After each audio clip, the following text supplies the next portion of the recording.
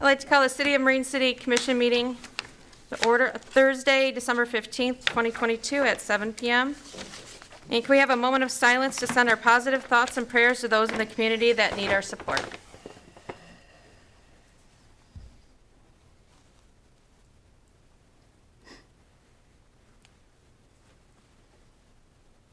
All right, and please join me in the Pledge of Allegiance.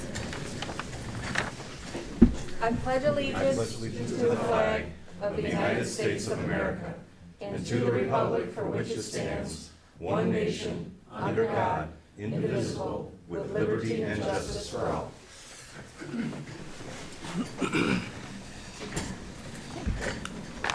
And can I get a roll call vote, please? Commissioner Bryson. Here. Commissioner Hendrick. Here. Commissioner Hilfrink. Here. Commissioner Clausen. Here. Commissioner Rohrig.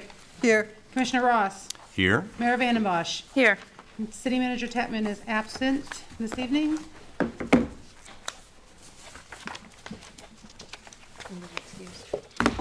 No, I don't think so. All right. Can I have a motion to approve the agenda? I'll make a motion to approve the agenda, but with the following changes. I'd like to pull 9C out of the consent agenda. I'm gonna try to find it. It's the minutes. Anyway, 9C, I want to put those to 13, where we throw our stuff there. 13A. 13A. Okay. Yes, I'll have to pull it out. Yeah, I'm trying to find mine so I can move it.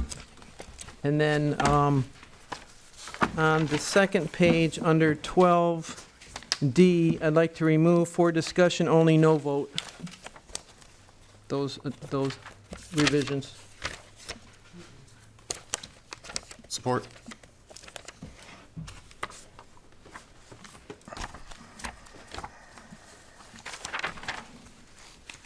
Okay, I have a motion and support. And any discussion?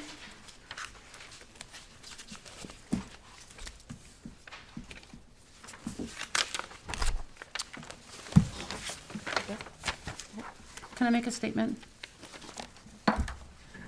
Madam Mayor, I know in regards to 12D, you and the city manager had spoke and had come to an agreement that there would be no vote on that issue until she had a chance to speak for the city staff, who doesn't have a voice, and the changes ultimately affect us as well.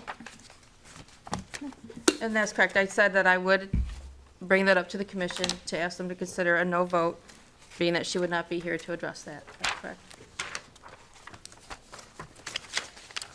So by removing that, are we removing that option? I mean, I suppose if you mention it in the topic, that's fine too, but. And when I had discussed that with city manager, and I said I would bring that up to the commission, I did not know that that was going to be written like that on the agenda, and I did not know that the attached memo with her addressing her point would be in there as well. So, Well, That's now it's on the how permanent record, so yeah. we can do that. Okay, that's all I had.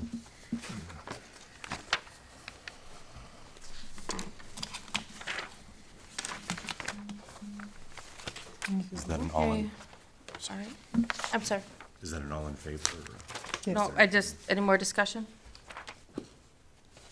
Okay. All in favor? Aye. Opposed? And now we're to the presentation of the city attorney on the Open Meetings Act.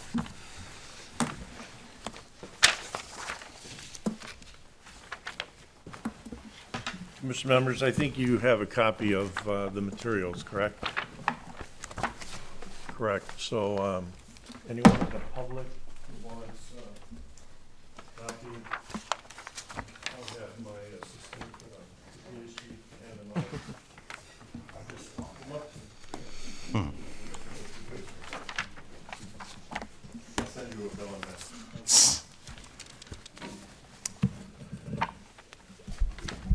So this is the first of two training sessions as requested by the mayor, and which I am more than pleased to present. They go hand in hand. This month is the Open Meetings Act, and next month is the Freedom of Information Act.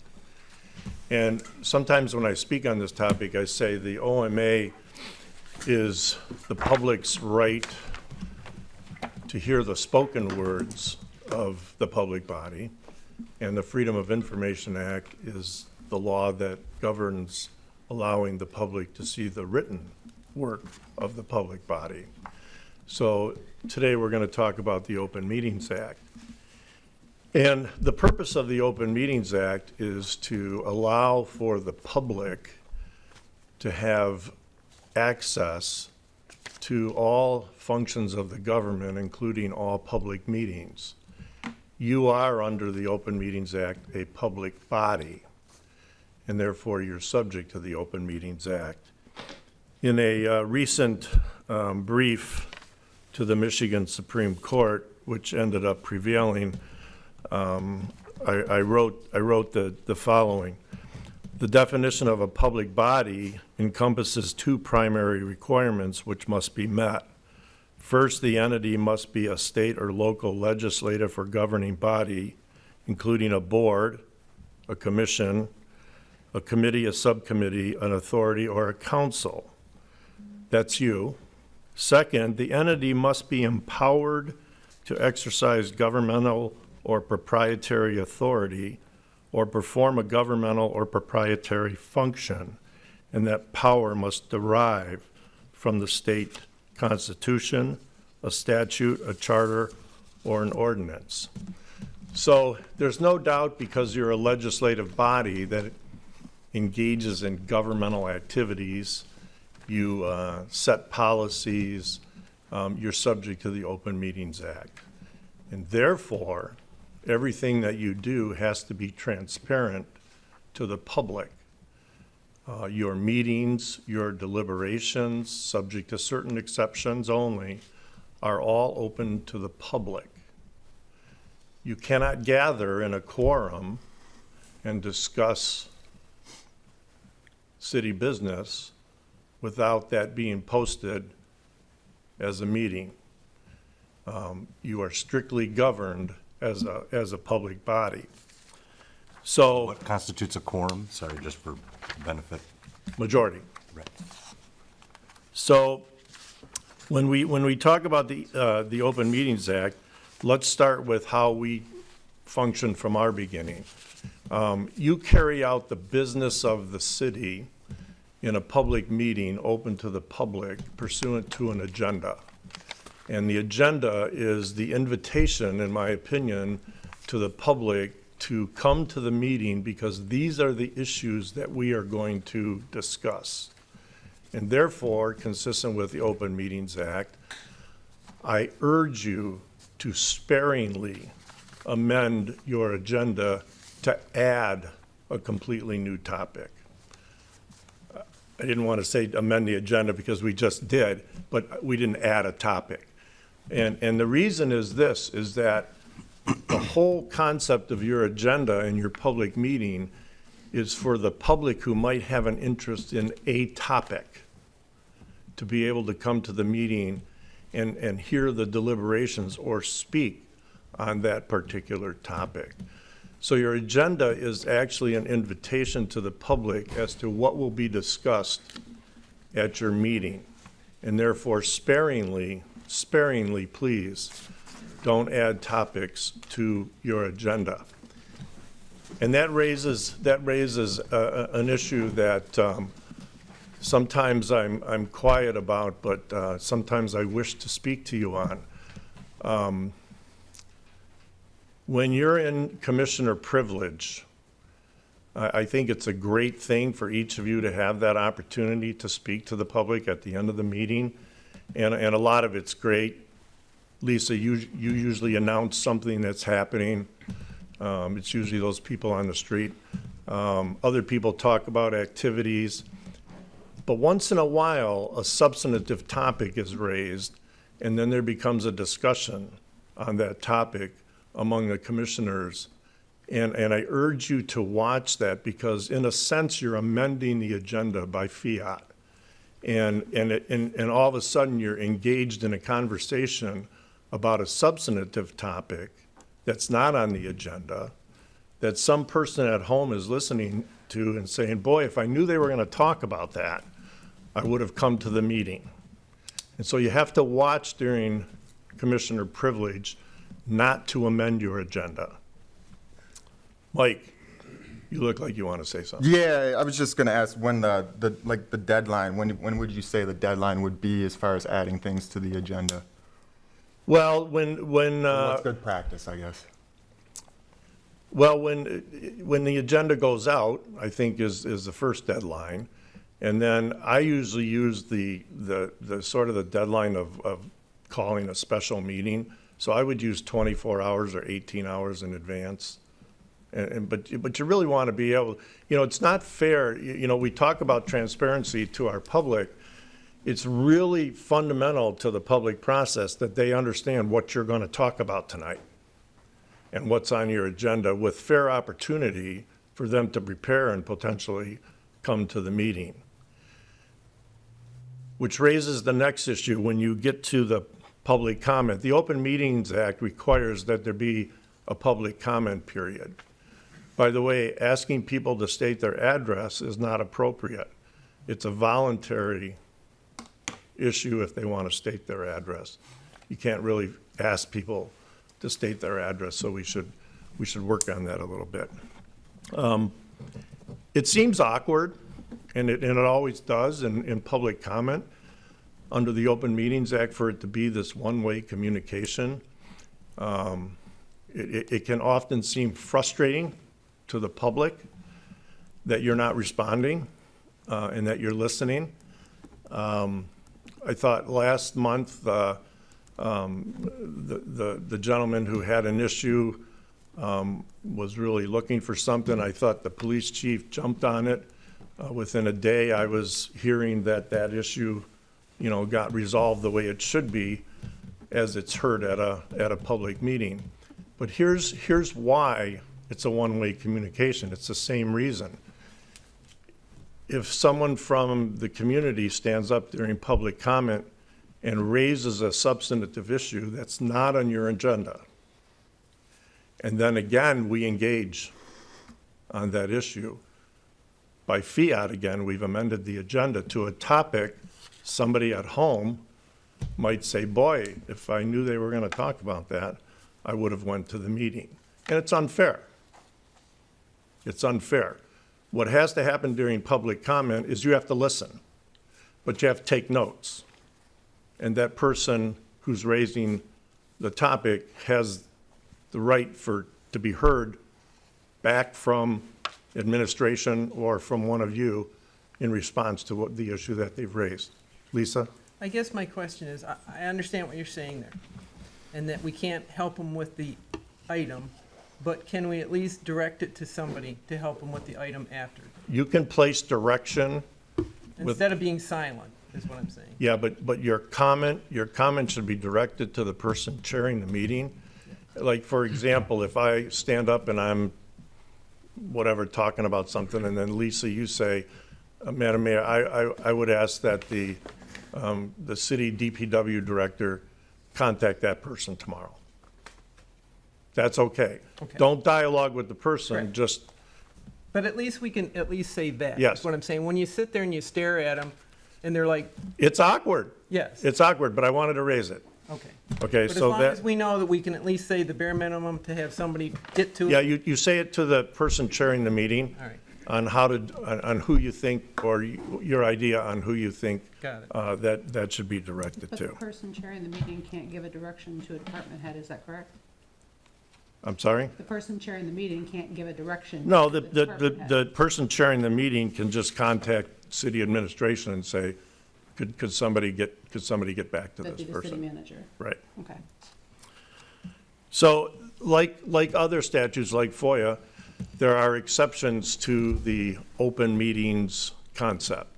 And those are your executive and/or sometimes referred to as your closed sessions. And Sorry, I have a question before we get away from public comment. So it's been mentioned by people in the past that public comment should only be on agenda items. Is there any substance to that? no, Okay. And, Public and public comment, the members of the public are free to address you on any topic that they believe is relevant. And that can be, Mike, anything. And I urge you to understand, under the famous New York Malice standard, you're an elected body. Because you're sitting there, under the law, you get to take a little more flack than a normal person might. So you have to kind of, listen, and people are not allowed to slander and or defame outright, but there is a higher standard. Because you're an elected official, you get to take a little more flack. right. And then, I don't remember if it was this board's policies or the East China board's policies, but I remember reading that you should never, or aren't allowed to address individuals of the board, and your comments should always be towards the board as a whole. You're right on with the next comment. Actually, the person providing public comment should direct the comments to the person chairing the meeting, which would be your mayor under most circumstances, unless you are absent. And there should be no communication this way, and there should be no communication from there to here. And really, the public comment should be directed to the mayor, which is the body itself, and not individuals. So comments about individuals and their performance, you're saying that, People can say what they want to say. What I'm saying is they can't come up here and say, I'd like to say this to Lisa, right, so she can talk about Lisa, but she's talking but to, she's not directing her comments to Lisa, okay. right? And I know it's awkward, and those awkward moments of silence where somebody's raising an issue. I've often sat there and I know the answer, and I just want to tell them the answer, and I know some of you know the answer and you want to tell them the answer, but we can't do it because we can't by fiat amend the agenda. So be careful on that. Be real careful on that. So we were going to say that, I'm sorry, Brian. One more thing related to public comment and the speaker at public comment. Would it be appropriate, at least for them, so you said don't say their address, but name is okay? Or don't even need to say What you should single say is, word? people are welcome to provide public comment. Please state your name, and if you're comfortable, state your address. Okay. What about whether they're a citizen? I mean, my understanding was that that was sort of to understand whether it was somebody from within No, that you owe a, no, okay. no. And the other point is, they don't have to be a resident of this town either. No, Well, that's what I was Any person. going after, yeah. Correct, any person. any person. I mean, there can be people who are, well, there's some foreigners here tonight. They're not from here, but they're welcome to speak, right? Yep. Right? Yeah. So, we were just gonna say, there, like in FOIA, we'll talk about, there are exceptions to what documents are made available to the public, right? There are exceptions to you being, having your meetings in open, and those are your closed sessions. There's a list in section 15.268 that provides the reasons that you're allowed to go into a closed session. Many of them don't apply to you because they just don't, you're not the body to which they were designed for. Several of them do apply to you. I think that if you were going to look at some of them, you would look at A and H. I think those are the most common for you to go into closed session. Also, the one on pending litigation. If you had pending litigation, that would be one where you could go into closed session. So think of the origins of the closed session, and I'll just give you a brief origin as to how that evolved. That concept actually evolved out of the history of the medical profession, where, let's just say in the most common way, there would be a botched surgery, for example.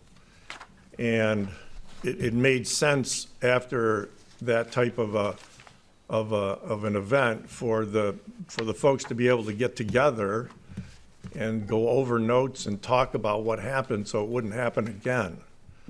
But clever lawyers would then get a hold of those notes, and they would be able to use those notes to sustain some of their actions. So they allowed for there to be some closed session where those deliberations could take place.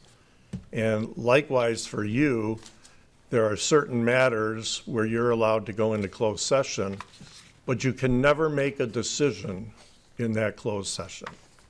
You can deliberate, you can talk about what you're thinking. It's supposed to be an open forum. You can say what you want, you can express what you want, but you cannot make a decision in a closed session. You have to make a decision in a public, open meeting. So if you're in closed session, what goes on in closed session stays in closed session. You can't talk about the closed session. You can't reveal what you were given in the closed session. But any decision that you make on the topic of the closed session has to be made in open session.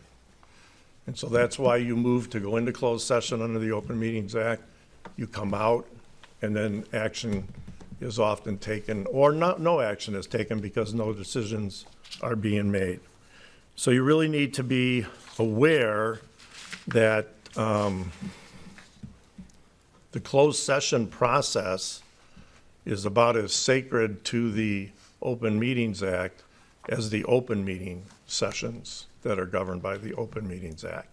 So you really need to be aware that what goes on in a closed session has to stay in the closed session itself. That includes no electronic recording, is that correct? There are no recordings in closed session, but under the Open Meetings Act, anybody is free to record anything going on in an open meeting. So be mindful of the closed session purposes. Your meetings are transcribed into minutes. Draft minutes are generally need to be done 8 business days following the meeting. They're in draft form, and then you usually receive them for approval at your next meeting. There are base requirements under the law that say the basic information that has to be in your minutes: the date, time, place, members present, members absent, decisions made, and the purpose for which a closed session is held, and all roll call votes. So those are the requirements under 15.269, and those are the requirements for your minutes. You're always free to adopt a policy or work with your clerk to have broader minutes, but those are the basic requirements. Those are the bare minimums that are in the law. And those minutes are, in fact, public records that have to be made available to the public. There are remedies for violations of the OMA. One of the primary remedies is a do-over. There is a do-over provision that you'll read about in these materials, where sometimes the cure to an OMA allegation of violation is to simply do it over, is to redo the meeting that addressed that issue. There are other sanctions for OMA violations that I've laid out for you. And there are recovery of fees for prevailing parties who prevail in showing that there was a violation of the Open Meetings Act. The gist of the Open Meetings Act is what many of you have been talking about, is the transparency of the local government, the local body, the legislative branch of the city's government. And what the public is entitled to and what this public deserves is for all of your actions to be done in public at a public meeting pursuant to an agenda, pursuant to the right to deliberate, and pursuant to the right for you all to make a vote. Those processes have to be available to the public. Decisions made by quorums in advance of meetings is just the antithesis of the Open Meetings Act. Now, you might say, hey, Bill, can you call Brian and say, Brian, do you understand this thing that's on our agenda? I mean, what's your thought on that? Perfectly fine. It's perfectly fine for you to call Brian and ask if he understands or what he's thinking. But you can't get Jacob and Mike on the phone at the same time. So you can't have four, okay? But it's okay for you to talk one-on-one with each other and discuss pending issues. That's why you were elected. You just can't deliberate outside of the public. I remember when I was much younger, probably Jim's age. I know I have to get you every meeting, right? I had a really big. I was on an applicant side of a ZBA issue, and it was a big issue for me, and it was a big zoning case, and I was very nervous, and I got to the meeting very early, and I got to the public facility very early, and there were 5 of the ZBA members already in a room going through the issues, and I walked in, and I was a little surprised, and I think they were more surprised than I was. And I was young. I didn't really know what to do, but they were clearly in there talking about the case already. I think I might have handled that differently now. Fortunately, I prevailed, so I didn't say anything. But those are violations. Those are clear violations. These folks need to know when you're deliberating, and these folks get to see that. Question. So, Sorry. Mike, Yeah. So if you're a good student, Mike. I tried.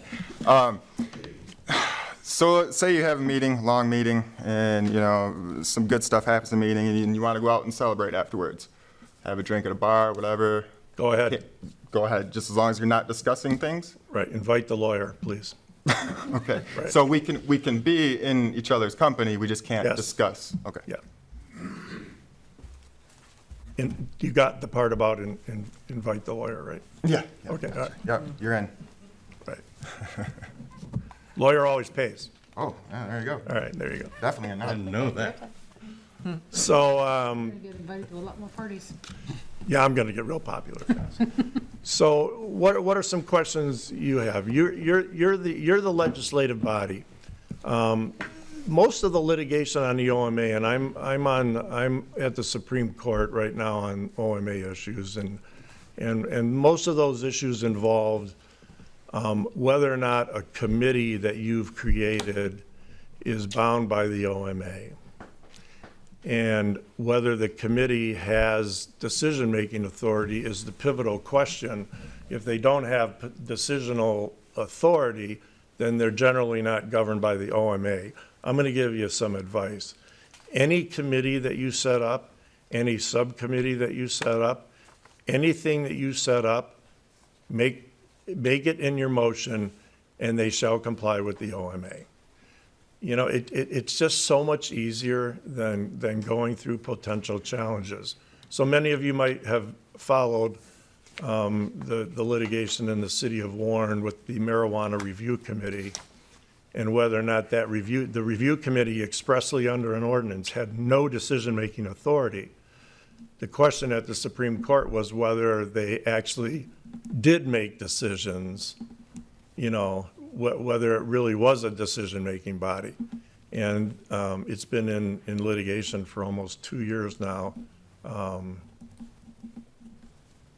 In defending the OMA, my position prevailed at the Court of Appeals, but it's on application for leave now to the Michigan Supreme Court. So the litigation that I see normally turns on the establishment of committees and whether they should be subject to the OMA. I would suggest to you again that anytime you have a committee, let these folks see their agenda, let these folks have access, let these folks in your community know about the committee meetings. Just follow the OMA. It's just a lot better for you. So let's just keep it on the marijuana example for committees. Now, I mean, the committee is established for a reason, right? And some of those reasons would be sort of looked at like decisions? Yeah, so that's good. And that's why this is the area of litigation, Mike. Let's say that you guys were contemplating the use of a city property. And instead of beating it amongst all of you at public meetings where you have long agendas, Lisa makes a motion. I move that we establish a committee. Let's grab a couple of commissioners. Let's get some public members involved. Let's get a real estate expert on the committee. And then let's have the committee bring back some recommendations to the city commission. Okay, good example. The question, Mike, is whether the work of the committee really is a decision or if it really is just a recommendation. And that's where the blurriness comes into play. Because quite frankly, I've seen a lot of committees and people in local government, I mean, they bring back something, everybody says yes, and that's the end of it. So from the position of the public, they look at that and they say, geez, that committee was more than a recommending body. They pretty much made the decision, right? So you have the famous Booth case from the regents of the University of Michigan, which started all this. In that case, the Michigan Board of Regents wanted to select a new leader, and they established a committee. But the committee narrowed the recommendation down to one, and then presented it to the regents at large and said, here's our recommendation, and then they picked that one. And then somebody sued and said, hey, that committee was really the decision maker. They came back with one, right? I mean, so that was the case that everybody looks at on the pivotal issue of whether or not it's a recommendation or an actual decision. In the city of Warren case, there were 15. They were supposed to recommend 15, and what they did was they had a scoring system, and they gave the scoring system over to Plant Moran to tabulate the results, and the results were presented, and the city council had the right to pick whatever ones they wanted. But still, the allegation was those committee meetings should have been in the public. So that they wanted just picking that 15? Yeah, just ranking them seemed to be a decision. When it really, the court said it wasn't. But why fuss with it? You know, why fuss with it? Why? I'm just again, I'll say it. When you go to set up a committee, I'll be listening, and when you make your motion, I'll be saying, I would recommend that you have the committee be bound by the Open Meetings Act and comply with it. And then you can go from there. That would be your decision. But I will recommend that every time. Seems like good transparency. Yeah, I mean, it just, you know, I mean, you might have, you know, let's say, Lisa, you motioned and they formed that committee. Mm-hmm. And there's a bunch of members of the public who are really interested in that particular issue, right? But they don't know when you're meeting. They don't know what you're talking about. They want to be there. So it's better to have it published. It's better to have it on an agenda. It's better to post the meeting. It's better to do some OMA compliance. So if it is within OMA, then that means you have to keep minutes and everything Yep. like that. Yep. But there is committees to where maybe you wouldn't need to do that? If But you're that wouldn't not- be your recommendation, That would be my recommendation. right? Right. Okay, so as you're going to hear next month with the Freedom of Information Act, and you're going to hear right now, the courts tend to swing in favor of compliance. The courts tend to favor full disclosure under FOIA, and the courts tend to favor full transparency with respect to public meetings. So I gave you a little bit of overkill in the document, but I want you to keep it. I want you to be able to refer to it. I gave you a copy of the complete law, segregated by topics and by pages instead of that small print all together. So I gave you each provision individually. I would think that any time you have an OMA question, you would be able to refer to it. I think the biggest takeaway I have for this commission, as I've watched, is the inadvertent amendment of your agenda. Please be conscious of that. That was the commissioner privilege. Commissioner privilege, a little bit, sometimes we get into a The public comment. little too much discussion on public comment issues. Just be careful that you don't inadvertently add a substantive subject matter to the agenda that the folks at home didn't know you were going to talk about. And I'm not trying to curtail your commissioner privilege. I want you to say what you want to say, but be careful that it doesn't become a substantive conversation. All right, any questions? Last question. Can you discuss interminglings while the meetings are going on? Well, I don't know what, is that a Well- word, is that a word, Lisa, interminglings? Sure. So, Sounds like a book I read, but I'm talking about, I've read about that you shouldn't be texting each other during the meeting, you shouldn't be, yeah, when you're at your public meeting, the deliberations are open in full. I think that's what we say. correct. The deliberations have to be open in full. So, the conversations, it has happened with the commission where there's a topic going on and then a subset of conversations begin. And that should not happen, because those deliberations need to be heard by the public. So I know that it's very common that one of you could turn to the other one and say, I didn't hear that, what did they say? And I get that. But the perception from the audience is that, we're entitled to hear the full deliberation. What are they talking about? So I would avoid that if you can. Avoid it at all, as much as you can. If we were to notice that happening, would that be up to me to kind of, Yeah, you're the, the interminglings or the texting or the talk? right. And, I mean, you were pretty loud on the gavel at the beginning here. You could maybe just tap it a little and say, look, let's keep the conversations, just open deliberations, please. It just, you have to jump on the other side and then watch and say, well, I'd really like to know what Brian's saying right now. Or I'd really like to know what Jacob is saying to Brian right now. And that should be open.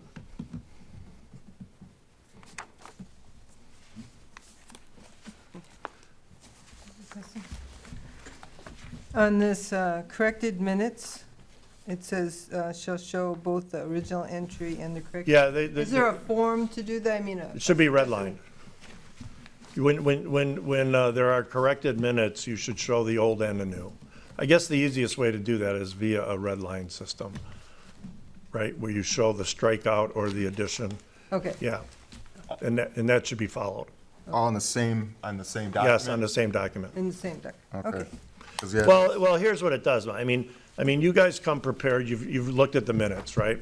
And then there's gonna be changes to the minutes. You shouldn't have to go back and review all the minutes. You should be able to just look at what was changed. Yeah, okay. Okay, because, yeah, we have that today, where the minutes were changed, and Looks like it was done parenthetically instead of redline, but Yeah, there. it's the same, it's the same concept. I mean, some form of a red line version. Or even Well, change what the if it's color of the just font? an addition? What if it's just like? It's an addition, you still show Show the resident. you still show the correction. What about if it went out prior to the meeting versus the same day?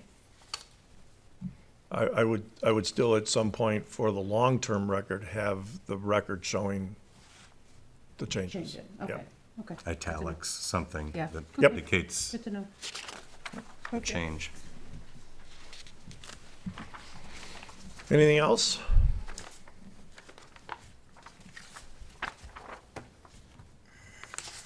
Okay, thank you.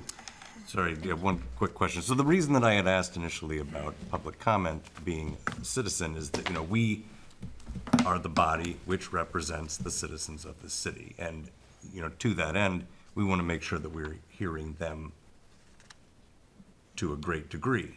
And, if there's some outside person, they're obviously welcome to address us, but it just seems somewhat important to at least know that they are within or without the city. I mean, Yeah, I understand, but let's say there's a topic on your agenda, and there's somebody from Mount Clemens who happens to know a lot about that issue. So they show up at your meeting just to add sure, some dialogue and say, hey, did you think about this? I have some experience and I'd like to tell you about it. I mean, I don't think that you would discount those comments, but you would certainly No. like to know if that's a member of your constituency. That's really your, I mean it more for, frankly, the, comments that we've gotten, that, it's something that they are finding issue with in our town. And for somebody from without, who might not even visit the town to a large degree, that should have less weight, certainly, than Yeah. somebody that lives within. as a member of the legislative body, you get to weigh that. But if we don't know that, it becomes difficult. Yeah, I mean, you can add, you just can't make people state their Right, you can't address. force them, right, Right. I think that's. Fortunately, in your community, most of the time, from what my observations are, your folks stand up and they tell you who they are, how long they've lived here. Right, usually proud, which is great. They give pretty good introductions on who they are. But you can't discount the fact that you could learn something from an outsider. Without question. Absolutely. Can you touch on the OMA for a minute in regards to potentially live streaming or broadcasting meetings to, say, a public audience that is not present? The law is pretty clear on that. I think it's at 268. And my reading of that, no, not 268, I'm sorry, 263 maybe. My reading is that basically, people are free to tape record, record or otherwise do what they want with respect to a meeting. But you're not allowed to interact with the public that may not be present at the meeting, is that right? I don't know if that's correct. I'd have to get you an answer on that, Okay. but I'd want to be accurate on that.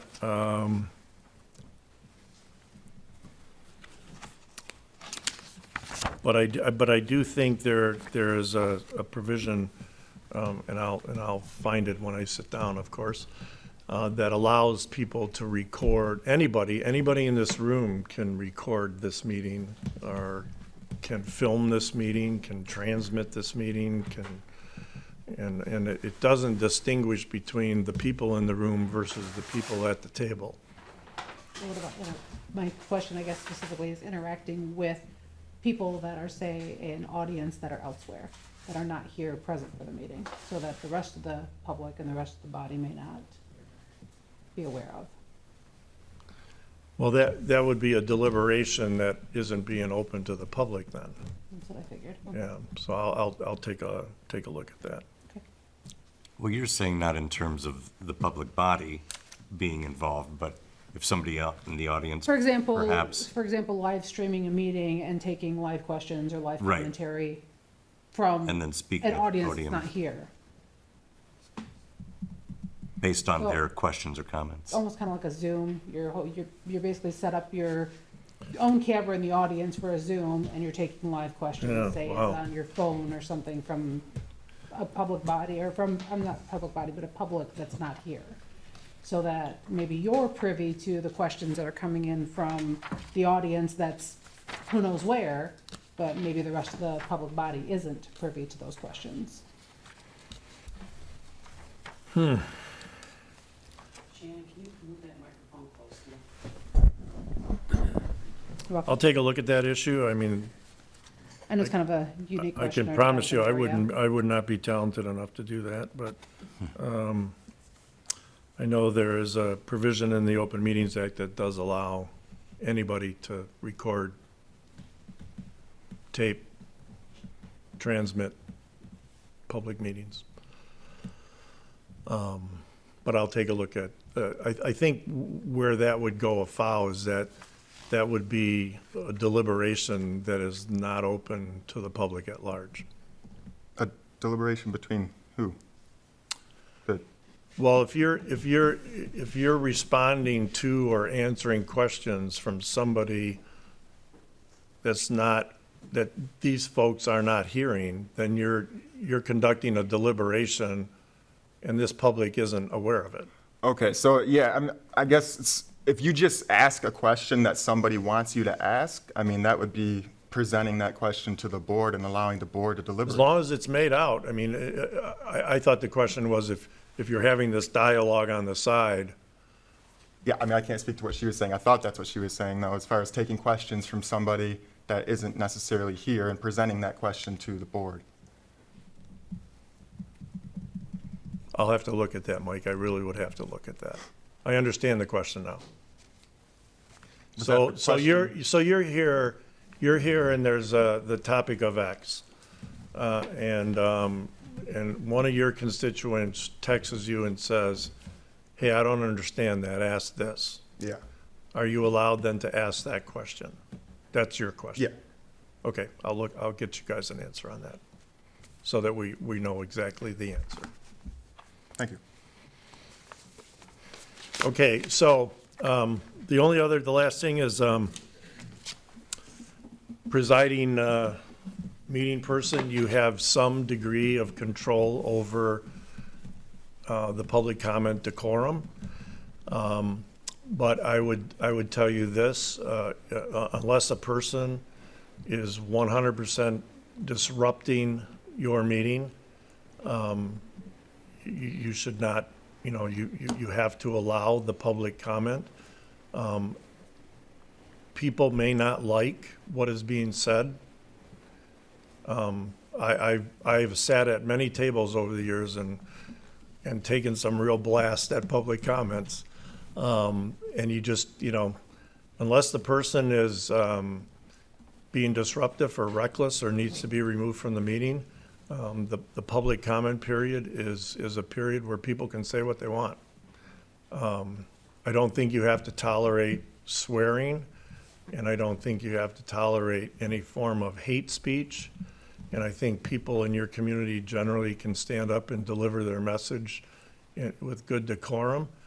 But other than that, you need to let them speak. One question. Mike, you're just, I know, I'm just a problem. So this is more, I guess, for my own knowledge and what happened in the past with the whole green cards that they require you to fill out at the school board meetings. Now, what are the requirements for them to tell you, like you're there during public comment, you want to make a public comment, Yeah. So when can they tell you, nope, sorry, you didn't do this, this, and this, so you can't speak? So Mike, the public comment, like all the other stuff, is subject to the right of a body, of the public body to establish rules and procedures to carry out the public comment. So you could go to meetings where the sign-in sheet, you sign in and it says, you know, are you going to speak or are you not going to speak? If you're going to speak, fill out this card so we can call your name, and then they call your name. They're allowed to do that. Okay. You guys could set up a procedure, and it would be okay if people, when they were here, signed up in advance for public comment. The problem I have with that is it's kind of restrictive, because maybe you don't know you want to speak until you hear two other people speak. So I have communities where the system is you just stand up and go put your name on there, and then they call your name. But you as a body are allowed to enact rules to govern the public comment period, reasonable rules. So Like you can set the time limit. Right. 3 minutes has been adjudicated by the courts to be reasonable. 5 minutes is certainly reasonable. You know, can you allow people to speak twice? I think that can be within your rules. If you maybe enact a rule that says people can speak twice, but only after everyone's been heard once.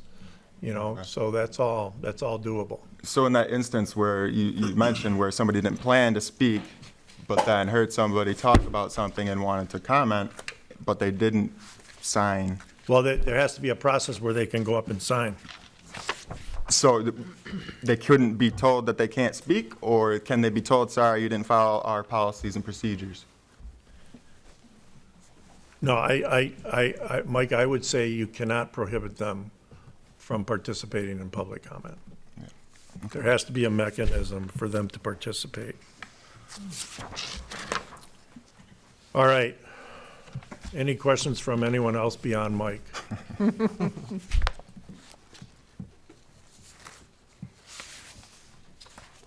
Are we good? Okay, thank you for the opportunity. I appreciate it. It's important stuff. Thank you very much.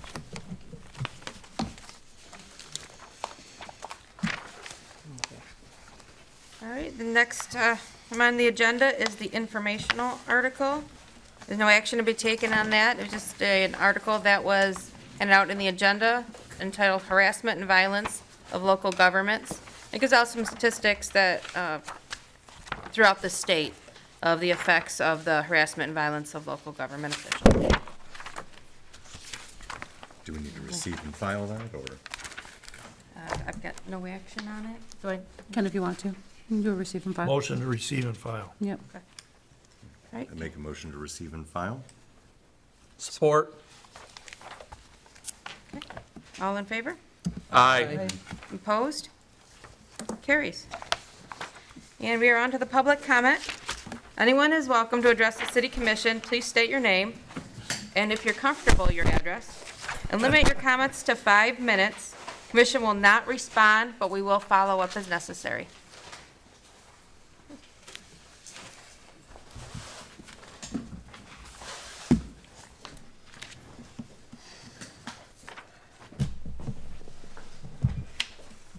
I'm Joe Moran.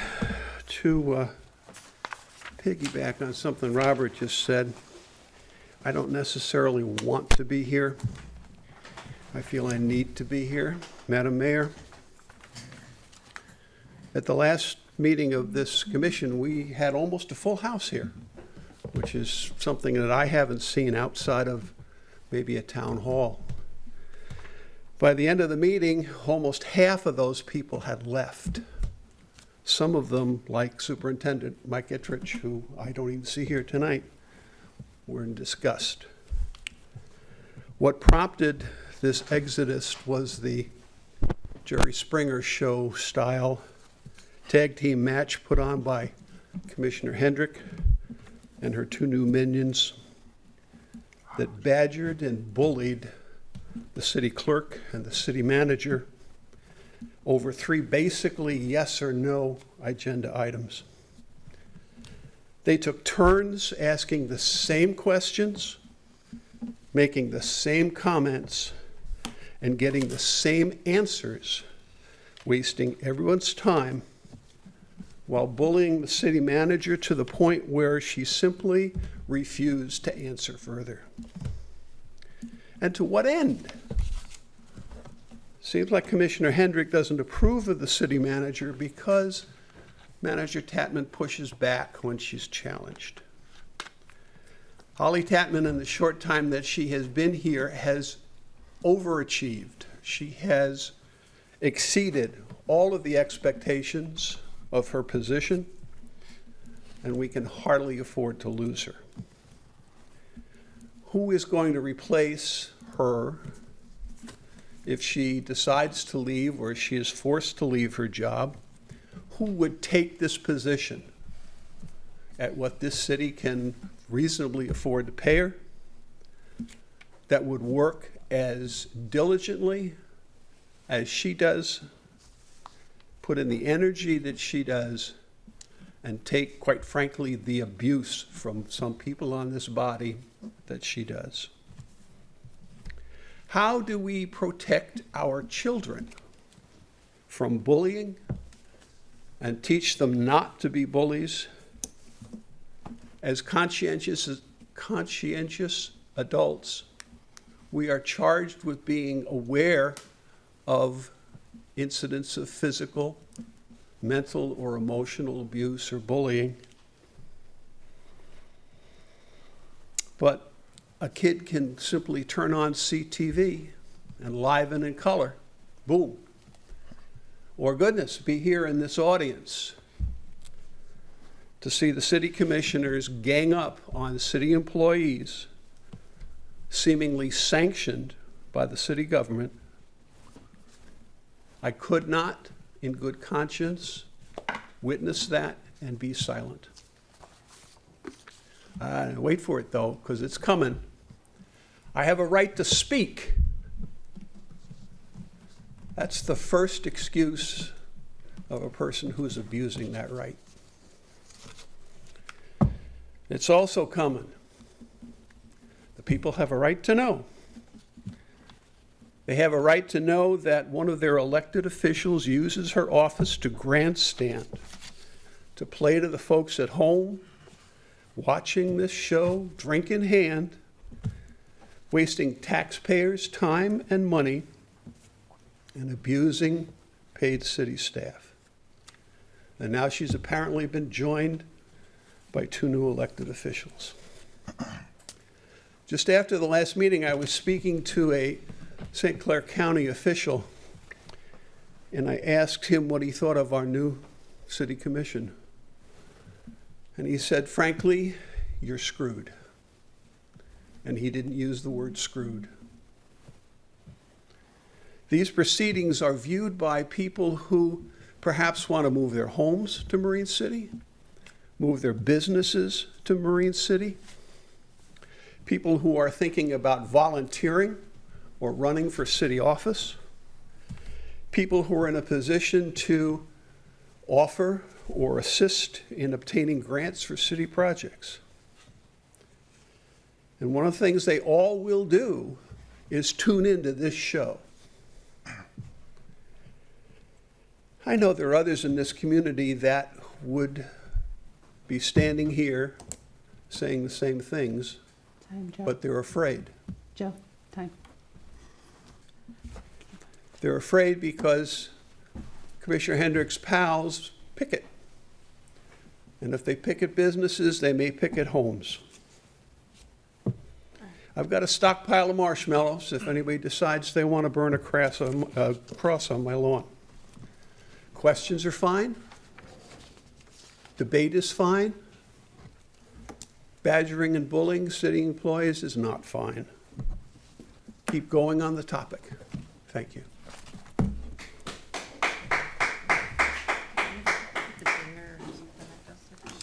Do you not have your bell? I'm not sure where it's at.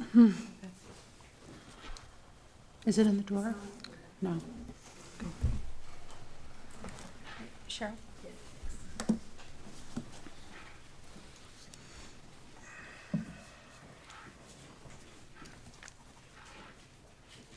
Hi, I'm Cheryl Ross, live in South Parker. And I know we've got a whole new regime, so I thought it was a great time to Mayor, you're just taking over. But I think as a board, if I would ask you to please look at your approach, the board's approach, individuals' approach around social media.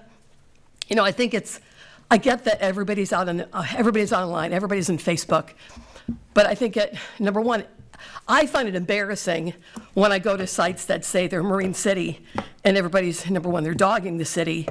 But even I've seen city commissioners talk about how, well, if the city would do this, but actually they are the city, because as a citizen, as a resident, to me, a commissioner, a mayor, anybody who sits where you guys are that works for the city actually is the city.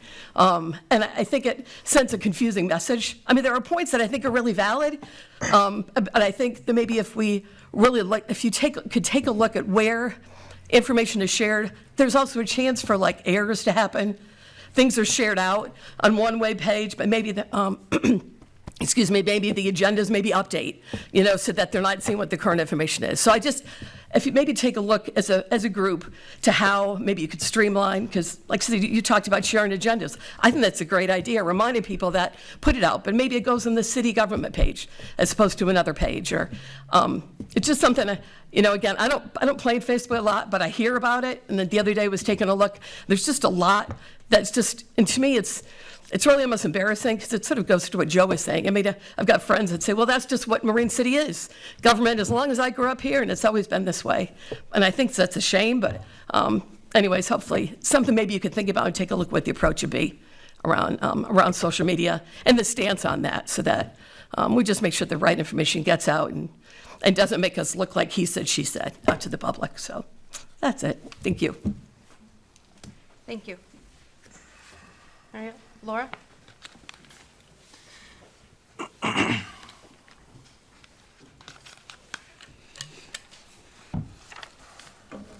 Laura Merchant, 430 South Water Street, and I'm here as president of the Marine City Area Chamber of Commerce. I have a few questions regarding the resolution 021-2022, alcohol consumption in parks. Presently, a few bars and restaurants tell their consumers that they can take a drink to go and walk up and down the streets. Many do not have marked glasses. Please assume people assume, that we have a social district, which we do not have. People assume that they can bring a drink of their own into parks, their own alcohol from home into parks and drink it. If this resolution continues, how will this be enforced, that these things are not submissible or permitted? Will business owners be notified of this and the guidelines surrounding it? Because a lot of these owners do not know what the lines or what the rules are. How will visitors know about these rules? Can informational signs be posted in parks and at establishments so that people know what the rules are? I hope that some of these questions can be addressed in your discussion tonight and kind of create some clarity with the business owners and our visitors that come into town. Thank you.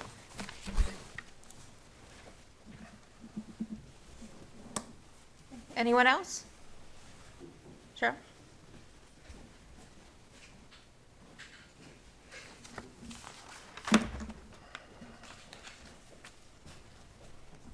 Hi.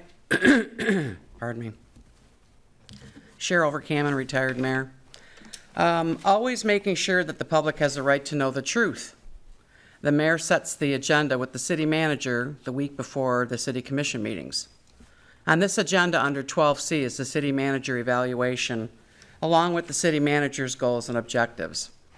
The mayor knew that the city manager would not be here tonight, and instead of tabling this item and putting it on the January's city commission meeting, the mayor insisted that this was put on this agenda, so the city manager would have zero input on her own evaluation and goals.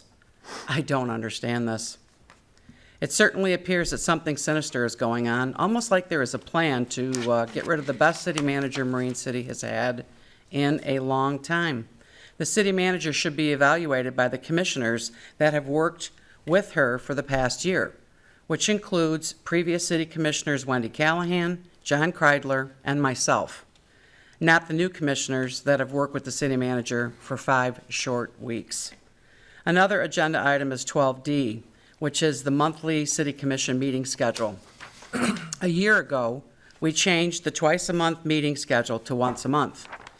Monthly city commission meetings have worked just fine. And in fact, just about all local government meetings are monthly. On average, approximately 10 people actually attend the city commission meetings, whether they are monthly or twice per month. 2 meetings per month does not make for faster government decisions. We have missed nothing in the last year holding monthly meetings. If there is a critical, timely decision that needs to be made, a special meeting can be held, which is very rare. Having twice-a-month meetings is an absolute burden on the city employees that have only 1 week before they start working on the next agenda. The agenda does not dictate the length of the meetings. It is the constant questions, unnecessary discussion, and grandstanding that takes the most time. If a city commissioner has a question about an agenda item, the best course of action is to talk with the city manager before the meetings.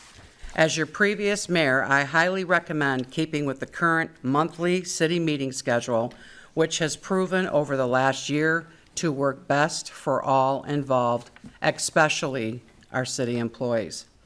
At the last November 17th City Commission meeting, Mike Hilfrank accused the city manager and city clerk of making mistakes with regards to the invoices of UHY. Hilfrank stated 4 different times that mistakes were made in lieu of tens of thousands of dollars, and it was very important for public knowledge. And both him and Hendricks looked and could not find this information. Both Mike Hilfrank and Lisa Hendrick owe the city manager and the city clerk a public apology.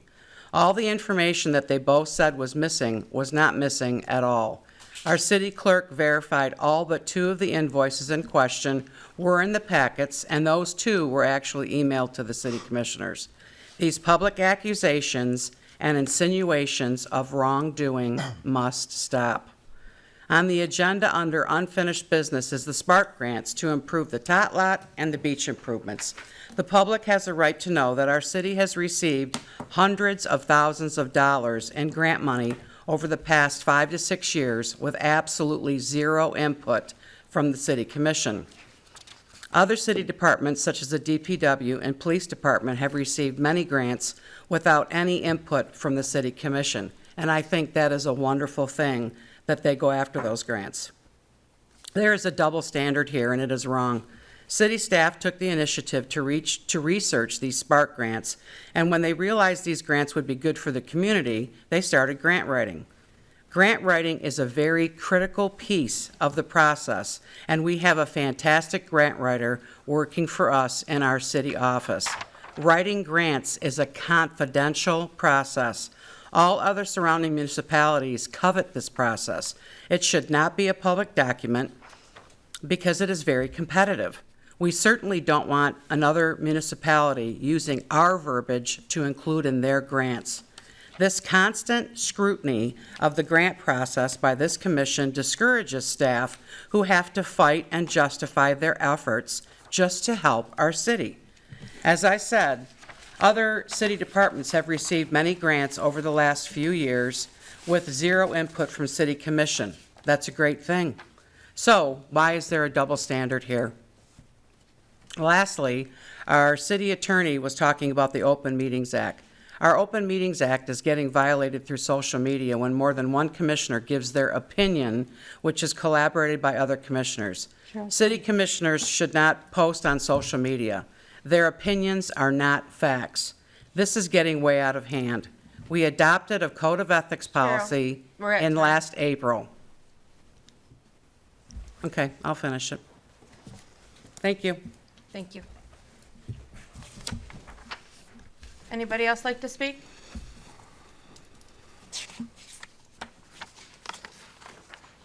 Okay. Moving on to item 8, approving the minutes. And can I have a motion to approve the City Commission meeting minutes of November 17th, 2022? Make a motion that we approve the city meeting minutes. Support. As amended and put before us tonight. Yep. I have a motion and a support. Any discussion? I will make the red line change, by the way. I will turn that one little line addition to red when I update them. Sure, italicized or something. Yeah, Yep. yep, I will make that change and adapt. I have a comment. So it says this is something the clerk added here to the minutes. Post-meeting, City Clerk Adams verified the UHY invoices had been included in city commission packets located on the city's website, though not necessarily in consecutive months. 2 invoices had been provided directly to commissioners due to timing of the receipt from UHY and have been subsequently added as supplements to the appropriate agenda on the city's website. Now, see, this is the document, the UHY invoices were in there, but it wasn't actually included under the consent agenda. So that was the issue. That's why I thought that they weren't in there, because they weren't listed under the consent agenda like they should have been. They were listed as part of the departmental activity reports, because it was the treasurer's department. So like my report isn't called out specifically, DPW isn't called out specifically, the building official isn't called out specifically. Each department, the only one that gets called out specifically is the fire authority, because they are their own authority. So the rest of the departments are within the city offices, therefore they're under departmental activity reports. But some of these were listed in the consent agenda as UHY report. Only the That's what first he one was. And then some of them were missing. There was none missing. I went back through and verified. There was only two. You got in here the Yeah, 2. there were That 2. means 2 were missing. Yeah, there were 2 that were sent directly to you based on, that was stated. There were 2 that were sent to you directly based on when they were received from UHY. I But they believe weren't City Manager online. Tapman sat here and stated that.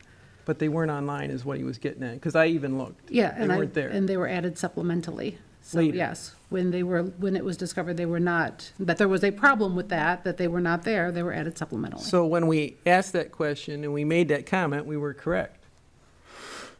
It was stated that none of them were in the. No, Yes, we it stated was. some of them. I found some, he found some. No. We Yeah, I found found them in the 3. same It plot. was stated that none of them were in No. there. I found No. 3 within which Correct. was, I did bring that up. I found 3 of them. I could not find any of the rest of them, because the 3 that I did find were under the consent agenda, and then all the rest of them, I guess you're saying in the department reports.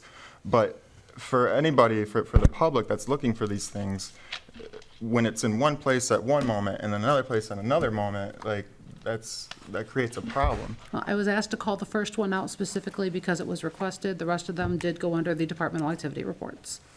Okay, so I think going forward, it's just, as far as invoices that are for a lot of money, so we're not talking about like a couple, like $1,000 or a couple $100 within a department head's workload. We're talking about documents that or invoices that are 10 grand, 20 grand, 15 grand a piece. So those kind of documents, those things need to be very clear in the consent agenda and very clear where the public can find them. So going forward, again, the mistakes that were made with UHY and the things that are going on now aren't repeated in the future. Because when it's buried through hundreds and hundreds of pages of a packet and it's not listed on the agenda, that's a big problem. Well, and they're also listed as far as when they're paid out in the financials too. So there's 2 places besides the fact that they're a specific invoice, but also they show up in the financials when those bills are paid. So, I mean, they're in 2 places in the agenda, whenever they're listed and whenever they're paid. But the average citizen wouldn't know how to look at that, and this commission had specifically requested that we get those invoices separated out as a report. I think Bill Clausen asked for that when we did it, so that we had those each month. Right, that's why they went under the And yet, departmental in some activity. cases, they weren't listed. That's why And they that's put it under there. only the point. Because they were the treasurer's department We- is what the logic was. But we weren't consistent in letting the people know where to find them. Only one time were they ever listed separately on the agenda. Otherwise, they were under the departmental activity reports. I mean, I think for me and for the public in general, I think like I said, we should make some kind of policy when it comes to a dollar amount, that these things be more clearly listed. And I'm still struggling to understand why it was in the consent agenda 1 month, but not any of the rest. It was always in the consent agenda. It was just one time it was listed separately because it was requested to be called out, and then after that, it fell under the departmental activity reports, which is a consent agenda item. Requested to be called out, what does that mean? Just that it was clear that they were getting that document. But- Who requested it to be called out, and why did that request not be It was be followed mentioned- after that point? It was mentioned on that particular cycle of the agenda to put it on there and state that it was a invoice from UHY. But again, hopefully we don't ever have to deal with this again because we No, have a I know, treasurer. it's just like, This is kind of a moot point, and this is one of those conversations that is going round and round and round. I mean, right. so, I just just- stating, they were in the agenda, they were on the agendas when they were received, they were part of the departmental activity reports as a majority of the time, and that's the way it was done. Hopefully, we never have to do it again. So is this something that we could work on, a procedure?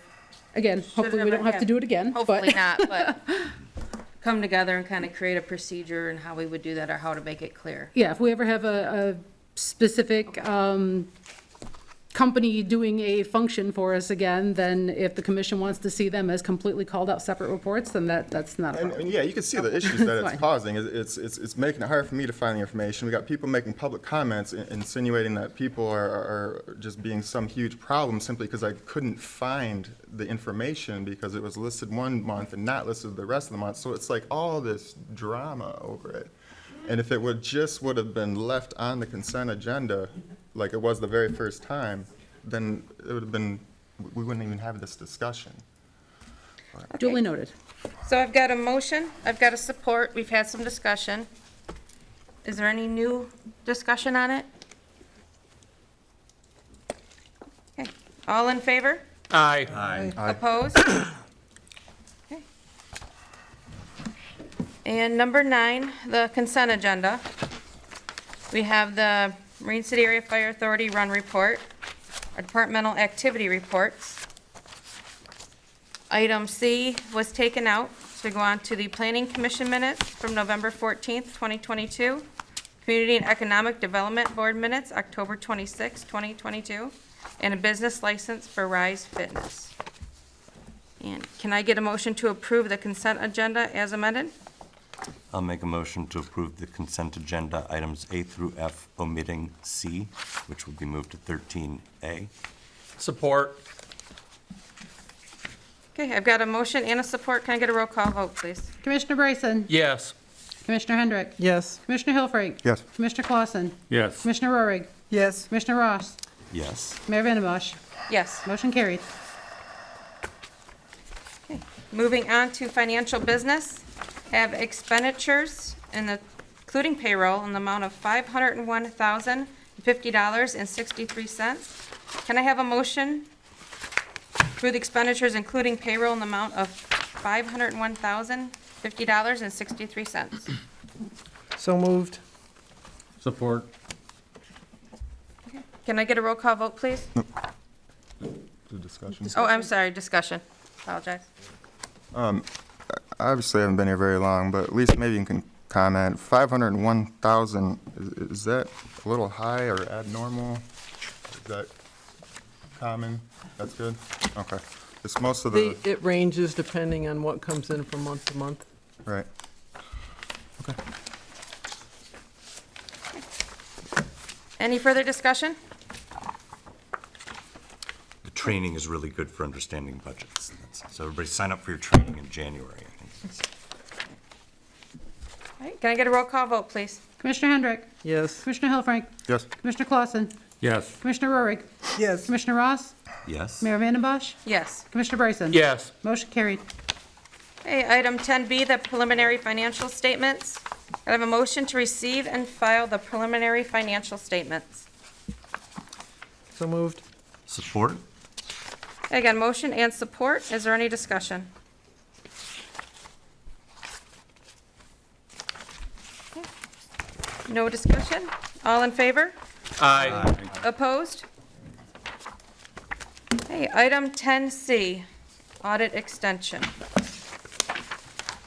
Can I have a motion to approve the audit extension based on the recommendation of the city's accountant that will be completed by January 31st, 2003? So move. Support. Okay, I have motion and support. Any discussion? Just a couple comments. This is really concerning that this was not done in time. Most of it was because of the actuarial information. One thing I want to point out, though, is that our treasurer that we currently have is doing a phenomenal job. This is not because of her. She just doesn't have enough help doing this, and all this stuff should have been taken care of with, I guess UHY should have been doing all this. So the only thing I have concerns about, that if we don't get this corrected soon, some of the issues in their letter, that they could send in another, they could do another audit on us. They could withhold some of our shared revenues. They could cause us issue with borrowing requests. I mean, all that's in here, so we want to make sure we get this cleaned up so that we know where our budget is, because it's going to be pretty hard to do a budget next year without all this getting corrected. So I'm hopeful that he gets this, I'm hopeful that our auditor will get everything in time, but we need to make sure this does not happen another year in a row. Any other discussion? Yeah. Do we have any updates as far as what's going on with UHY and attorney? We're supposed to.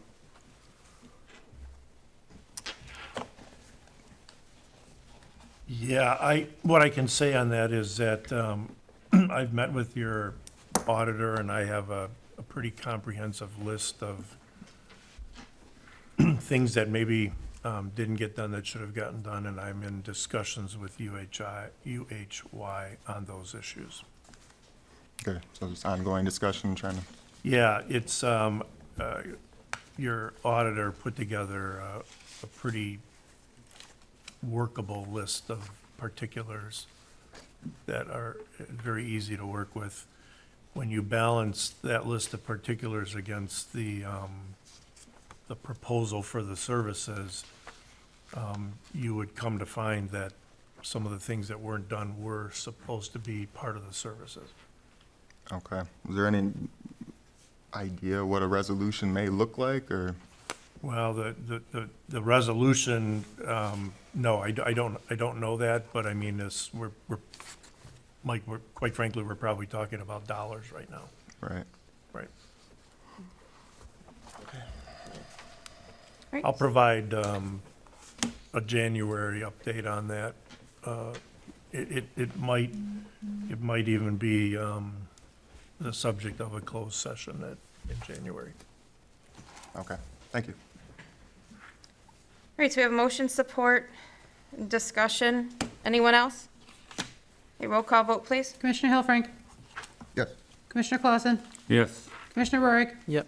Commissioner Ross, Yes. Mayor Van den Bosch, Yes. Commissioner Bryson, Yes. Commissioner Hendrick, Yes. motion carried. All right, next we have item 11A, our unfinished business, the Tot Lot Revitalization Grant. Can I have a motion to approve the submission of the Spark Grant for the Tot Lot Revitalization? So moved. Support. Okay, have motion and support. Any discussion? I went to the city offices and read the narrative. It was awesome. Thank you for letting us read that. And I think this is going to be a great thing for our community. And I have the same comments, Michelle. Opportunity reading everything. I think you did a wonderful job. Very nice. It hit all the points very well. I think it was a great job. Thank you very much for taking that on and doing that.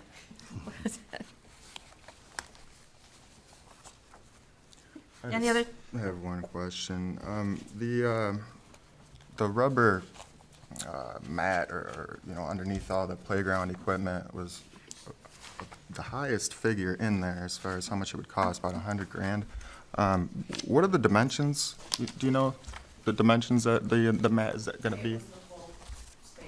75 by 80. 75 by 80, okay. So I have a question. If you're doing that, why do you need swing mats? The wear and tear, that was just a recommendation of the DPW. I really don't know much about board rubber surfacing. Oh, okay. That's all actually right. pretty typical. If you've Is ever it? been to another playground, yeah, they put a specific thing under the swing additionally. Because Additionally? the kids keep dragging their feet and dragging their feet. Yeah. And the poured rubber surface is, that's it, it's one. Okay. You know what I mean? And the mat is a wearable thing that they could replace. Replace. Yeah, I'm Okay. not chiding, I'm just, Yeah, no, explaining. I mean, that's a good explanation. I just wondered why. It seemed redundant is, that's why I was no, the asking. redundancy is good in this case. In this case, it's a good thing. Okay. Okay, any further discussion? I do have a question. Just so you guys know, that's priority one.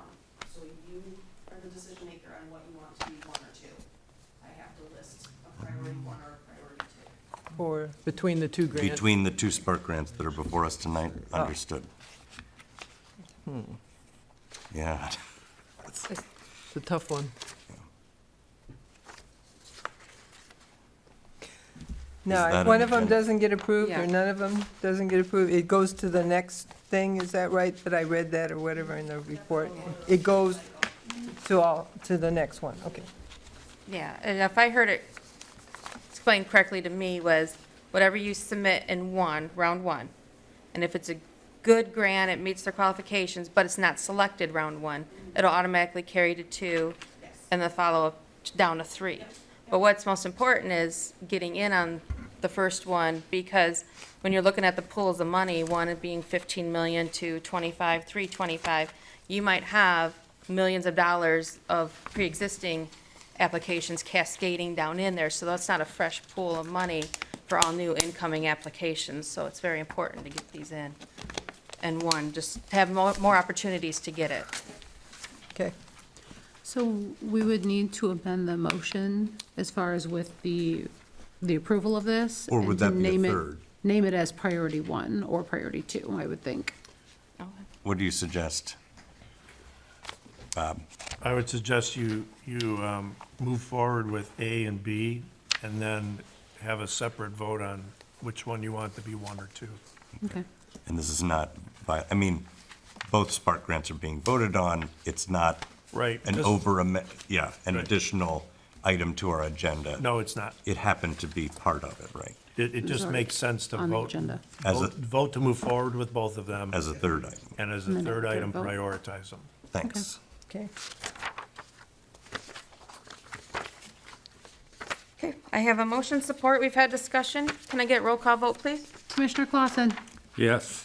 Commissioner Roig, Yes. Commissioner Ross, Yes. Mayor Vandembosch, Yes. Commissioner Bryson, Yes. Commissioner Hendrick, Yep. Commissioner Helfrich. Yes. Motion carried. Okay, item 11B, the beach improvement Spark grant. Can I have a motion and support to approve the submission of the Spark grant for the beach improvement? I will make that motion. Support. You have motion and support, any discussion?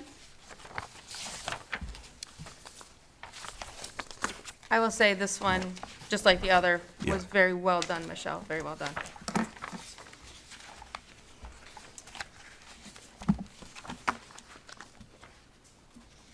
Okay, no other discussion? Get a roll call vote, please? Commissioner Roig, Yes. Commissioner Ross, Yes. Mayor Vandembosch, Yes. Commissioner Bryson. Yes. Commissioner Hendrick, Yep. Commissioner Helfrich, Yes. Commissioner Clausen. Yes. Motion carried. Okay. Now, guess would be the third separate vote for prioritizing the grant. I'd like to make a motion that we consider the Tot Lot Spark Grant application as priority one and the beach improvements Spark Grant priority number two. Support. Is that a motion? Yeah, that was the end of the motion. All Yeah. right, support. Hey, motion and support, any discussion? I'm sorry, was that you, Lisa? Yes. Yeah, okay, thank you. Somebody piped Yeah, up down Bill here had too. I wasn't Yeah. sure. Yeah, I made a motion before that, but that's okay. Oh, Oh, I didn't hear you, Bill, I'm sorry. Any discussion? I mean, of the two, the Tot Lot's more costly. You know, I think that would provide a little bit more bang for the buck for the city. It's very centrally located. If you kind of map out the sort of centroid of where housing is within the city. So I just feel that that park really benefits the most people. So it's near and dear to me that be improved as, priority one. Love the beach also, but I'd also like to add to that, for the beach, it does include replacing piling. That's gonna take a while. It might take a year or two to get someone in there to do that, where the top lot, you don't have really that problem. You fund it and it's an immediate, in the springtime you can go. Whereas that part of the beach process might take a while to get done. So, with the top lot, you give almost immediate impact, whereas the beach might be delayed a little bit, or at least part of it. Can anybody comment as to the actual state of the beach house as it is now with the bathrooms and stuff? Like, what kind of shape is it in? Terrible? There's a complete ripple on the back. The tile in front of the doors is busted. It's ancient. It really needs to be. Wasn't the fixtures in there done like 4 or 5 years ago or so, or something like that? I mean, I'm sure they need to be done again, I'm just asking. Yeah, the fixtures are probably updated. This is the general structure. Yeah. It's, Okay. Okay.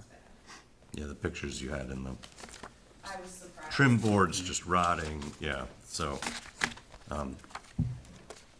yes, and I liked the attention to cleanliness.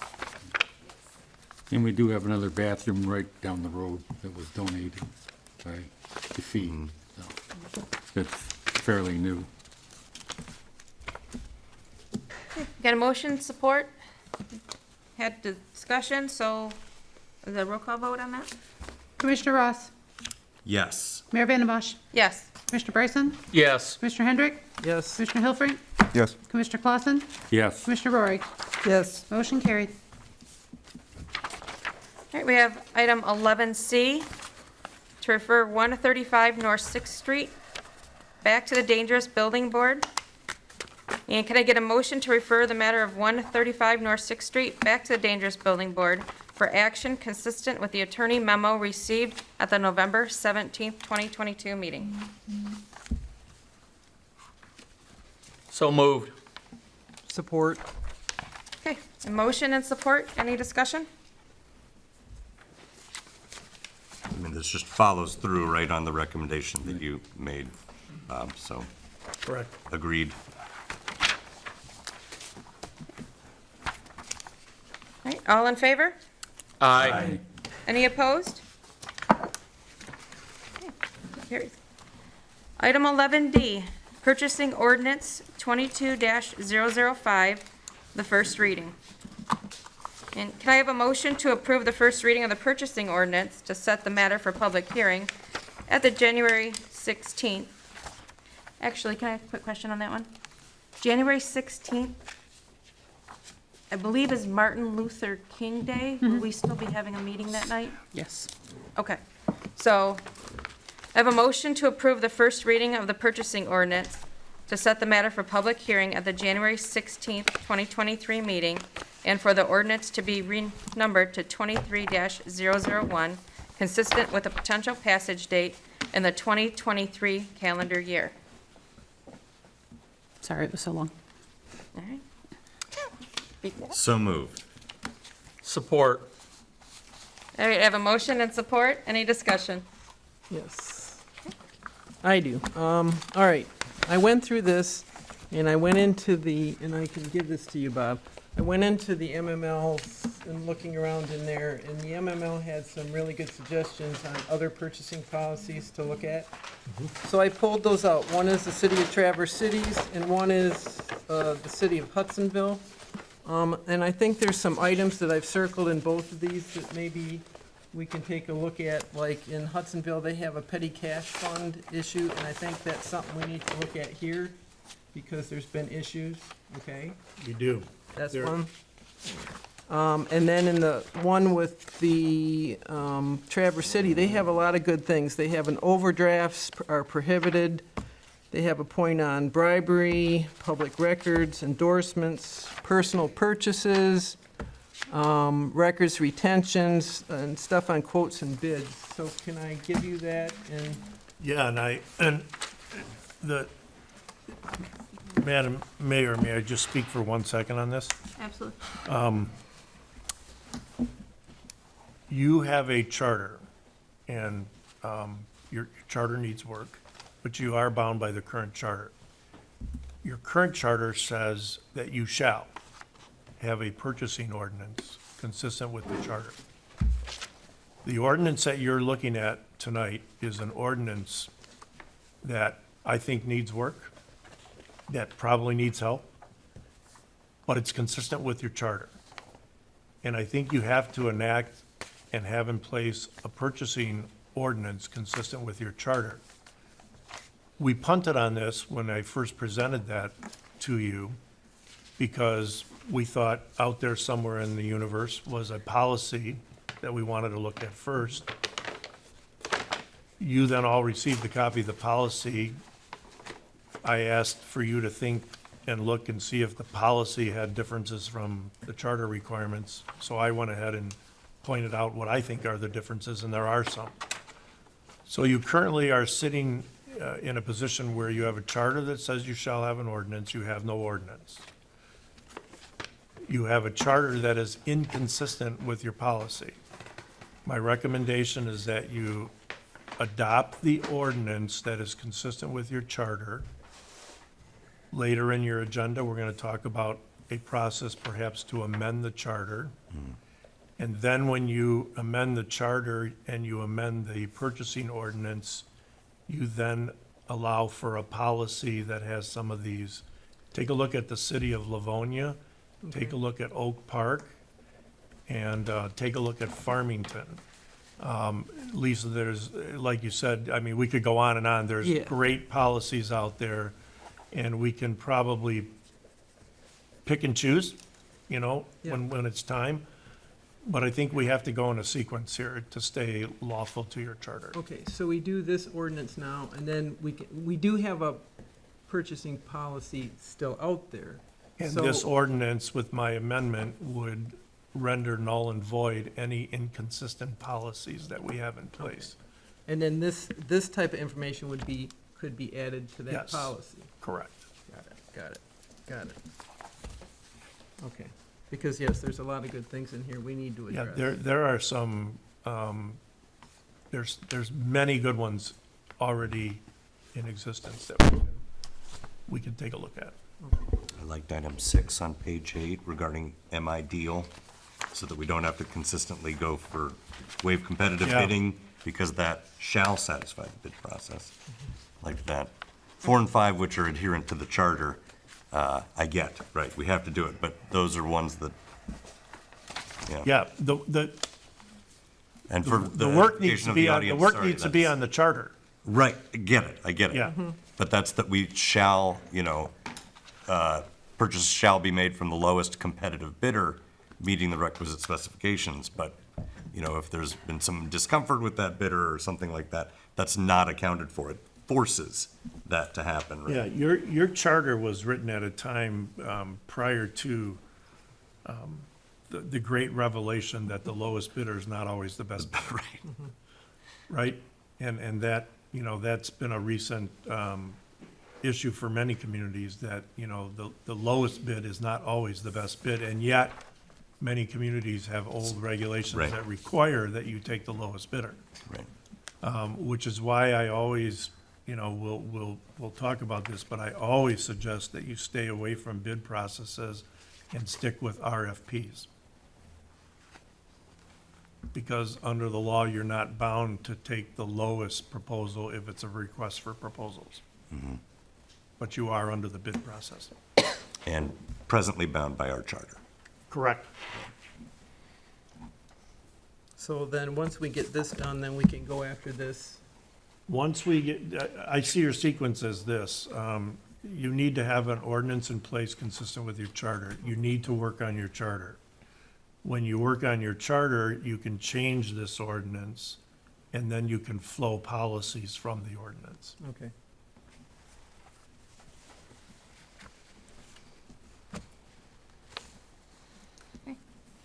Any other discussion? Okay, can I get a roll call vote, please? Commissioner Ross, Yes. Mayor Vandenbosch, Yes. Commissioner Bryson, Yes. Commissioner Hendrick, Yes. Commissioner Hilferink, Yes. Commissioner Clausen, Yes. Commissioner Rory. Yes. Motion carried. Okay, we have item 11E, regarding the South Water Street Property Fund allocation. And can I have a motion to approve the fund allocation for 303 South Water Street? And we will then, we need it amended to state what that allocation would be. We just need a After motion to open the discussion. Yep. Yep, motion to open discussion. I make a motion to open discussion on allocation of the 303 South Water Street funds. Support. Okay, we have motion and support. Start discussion. Well, my personal feeling is that we should edge towards option 2 with one caveat per se. I certainly think we need to give the Guy Community Center Fund the $124,000 and change. Absolutely, no questions asked. But for the $112,000 and change, instead of just dumping it into the general fund, I would like to make the suggestion that we put it into a fund earmarked for the upkeep of the old city hall structure. If you remember when we did all the town hall working groups, there was a somewhat overwhelming message sent that that structure needed, and the park surrounding it, needed to be preserved for the public and the community. Right now, there is no money set aside for that, other than I think $5,000 in the budget that comes out of the general fund. If we put this in place, now we have a pot for a roof repair if you have a bad leak, or more importantly, for matching funds for grants, instead of having to rob the general fund, which is already pretty much spoken for. So that would be my recommendation.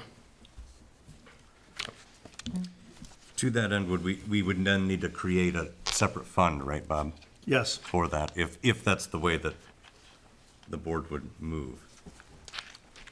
I mean, I will also say, I mean, when we as a board voted to retain that building, we did take on the moral, sorry, forgive me, my words are escaping me at the moment, responsibility to upkeep and maintain that building. So I think this is a good first step towards that path, as well as down towards the path of making it somewhat self-sufficient. Because without a little kick in the butt, so to speak, it's just going to sit there and languish. Well, and then making such a fund too would also kind of protect that money from anything that may rear its ugly head that would normally be a general fund expense. So I guess that makes sense. Okay, my opinion on this is allocation 3, that we keep it all into, that the allocate the entire proceeds to a new community center without making the city and its general fund whole. And the reason is this would go into a separate GL number. The people of this community still want their community center. The will of the Guy family, they want us to have a community center with their name on it. Unfortunately, we didn't take the sign off the building. Working on it. Okay. And I think trying to dump this money and taking it away from these people's community center and putting it into 300 Broadway is not going to be real popular with the bulk of the people here. They voted down several times not to put money into it. We put $1.25 million into the exterior, and that kind of wasn't done correctly, so now it's starting to come apart. I think the Friends of City Hall they were on track trying to get things done in there. But I think this money really should not be going to that building. We need to rectify the issue of the community center, and I think we just should put the money there until we can have a better discussion on that. under option 2 with the 112,000 for the general fund, what I find myself struggling with is, I know 300 Broadway to do anything needs funding. I'm looking at the fact that we're still waiting for the results for our audit last year. I'm hoping we get those Spark grants.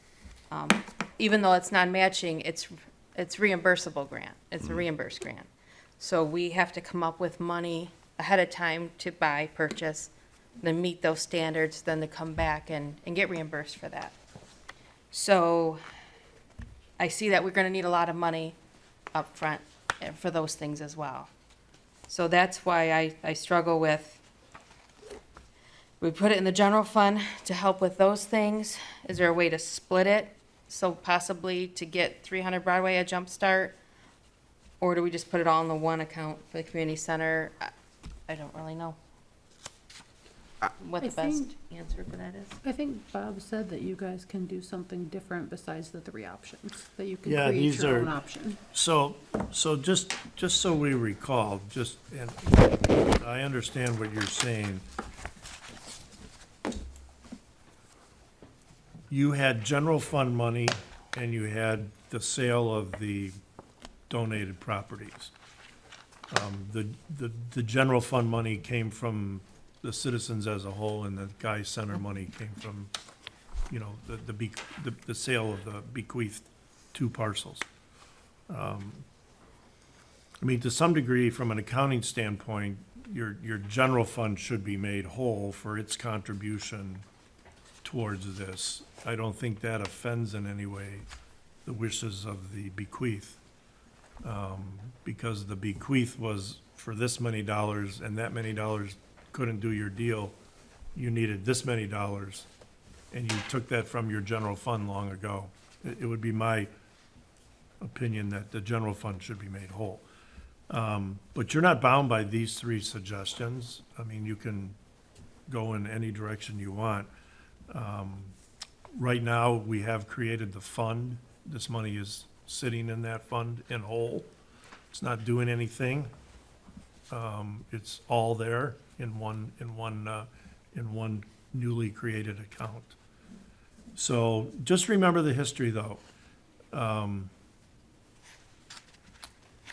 You know, the bequeathed property was not 303. The bequeathed property was 2 parcels. We sold those 2 parcels and we obtained X amount of dollars. To buy 303, we took those dollars, took money out of your general fund, and then we did the purchase. In reality, we actually took all the money out of the general fund, bought 303, and then we paid it back with the bequeathed property. So it was a combination purchase. Now you have time gone by, you have inflation, your general fund money was only $39.75. So I had that adjusted to be current dollars out of the proceeds. So obviously, the value that you now have, the money that you now have, is far more than what it took to buy the community center. Item number 2 pays back the community for the general fund money used to make improvements to the property over the years. And then number 3, Lisa, is you just put the whole thing into community center. Those were my 3 suggestions, but you are certainly free to have studied this and have your own suggestions. I mean, one of the things we have to still consider is our budget and where it's at, and we don't know. And to me, we can have the discussion at any time on what to do with the money, correct? This money's going nowhere right now. Correct. So I hate to see us do something too quickly and then find out, you know, what we're gonna be up against with our next budget. And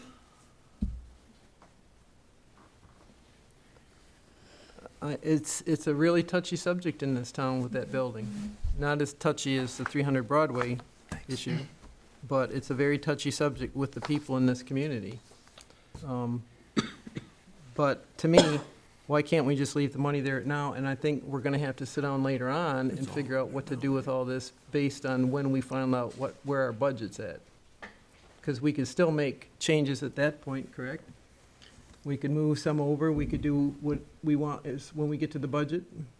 The money is in a segregated, separate account. Correct. You do not have to do anything with it right now, Yes. but it's something that you're ultimately gonna have to decide. And maybe this is something that we talk to the community about. And we ask the community what they think. I mean, it was their building. Jim? Go ahead. I'd like to go with 3 all going to the community center. I think any money originally, the 39 or whatever, was negated by the fact that we couldn't use that as a community center because City Hall was in there for, 15 years? So I think you have to take that into account. We won't be able to use it as a community center. So I think all the money should go to a new community center. And no rent was paid or anything like that? Nope. Well, No, and it was really a violation of the agreement, my understanding.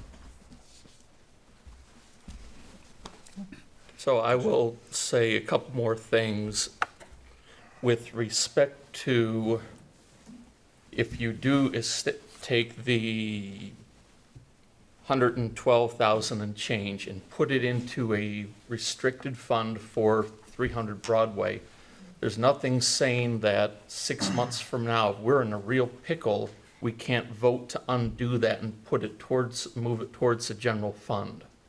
There's nothing saying we can't do that later on down the line. But at least this would give that building a chance.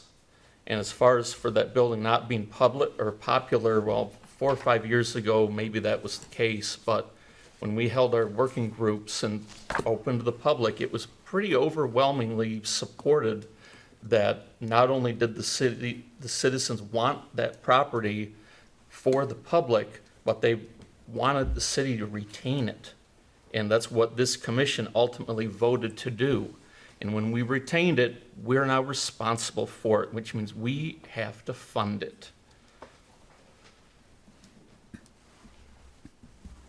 I guess what I'd say to that is how, like, we've been looking at what I think the last presentation Friends City Hall did, there was like north of $2 million. I think it was even higher than that. It's much higher than that. Yeah. Originally, Yeah, it it's was like 2 to 4. 3 million, now you're Yeah. probably looking at 4 to 5. So, And that's why 100 this grand could doesn't be do it. used as seed money for grants, as matching money. Could also be used to do the bare minimums to that building so that it can be rented out. It can start to generate revenue, because in its current state, it can't. So that's the ultimate goal for that building, is we need it to become self-sufficient. But if we don't give it that bootstrap up, it's never gonna happen. And it's just gonna keep being a drag on the community and the board and our budget. Well, we've got an infrastructure committee, and for the boards before this board, and the board before that, they voted to do 3 streets a year. Where are they gonna get that money? Every time the infrastructure gets together, we just are fighting to find money to do the streets. So, I mean, there's other places to put it. Another comment I'll make just regarding the Friends of City Hall report. I mean, that was for a, completely bang up brick by brick restoration, to exacting, restoration standards and everything, and using certainly materials and methods that may have been, kind of bygone. And that was also part of the, city takeover of this, is to do, rather than a full restoration, perhaps a renovation that could be done for much less money, while still honoring the historic nature of the building and everything else. And again, I would agree with Jake. The overwhelming majority at those 300 Broadway committee public comment meetings did feel that that was the building that was absolutely worth saving. and that it would be great, again, this was the opinion espoused by the vast majority there, if some of the proceeds of the sale of 303 water could go towards that. I do agree that these, city had robbed the community of their community center for a good many years. Although there are interesting stories depending on who you talk to regarding the uses of that community center. But that's neither here nor there. It was utilized for city business. This was all before at least I had anything to do with this board. But, if it's felt that we need to, kind of make reparations for the ills of a past board, I guess that is what it is. But, again, the overwhelming majority at those meetings was that, again, 300 was the one that certainly is worth saving, that we absolutely must honor the Guy legacy. And I still think one or two, all of these do that. I mean, Bob made sure that without question, all of these unequivocally honor the Guy legacy given in their will and trust. So again, some money towards, even, it was mentioned, regarding the roads and street funds, where are we gonna get money for that? Anyway, I think putting some either towards the general fund or some special fund would be prudent. Question on your figures, Bob. After they took out all the money for all the other stuff, we really only cleared 218. So this 237 really isn't accurate. How much did we put into the account? I can't speak to that. Yeah. This was just the, Because I got the sheets from this was sale. the accountant's, Yeah. numbers that he was providing. I requested the package from the final sale, and right on there, we're only gonna clear 218. Right. So It could be it's true. it's a less, It's still the proportionate math, though. yeah. And if you guys do look at number 2, I did account for when the city took over. I stopped the capital improvement allocation at 2005. Okay. Because I didn't think it was fair for, if you were gonna at all consider number 2, that capital improvements would continue while we were occupying it. Yeah. So I was mindful of that. So it's not rent per se, but it at least did Yes, yes. cover that and was honorific. Well, the other issue too is that this building, or this room has been designated, and yet nobody can still use it, so we're still not honoring No, I don't disagree there at all. Yeah. that. Putting a plaque out front and saying, this is it, and then not allowing anybody to use it, it's not a good way to do it anyway. I still think we should wait till we get to our budget. I would rather that we wait till we get to the budget to see what it's gonna be, and then if it's deemed that you wanna split it, and we could afford to do that. But I guess I'd rather not do that until we have some solid figures and find out where we're at, because the actuarial's the portion that I'm worried about. That was late going in. So they're doing those calculations now, and those calculations are gonna tell us how much we're gonna have to put into the retirement and the healthcare funds. And those could be pretty massive. You never know. And so that's the only thing I worry about. I think we have time. But we've got a budget coming up, so maybe this really should be addressed at the budget time.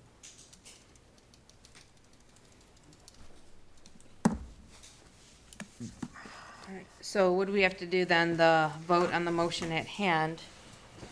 Well, we actually voted that no matter what, the motion would be amended because we wanted to pick one of these Okay. three. But if we're picking none of them, Yeah. or, Oh, just a- I guess it's kind of up to you, Brian, that since you're the yeah, I one know, who I made made the. it, yeah.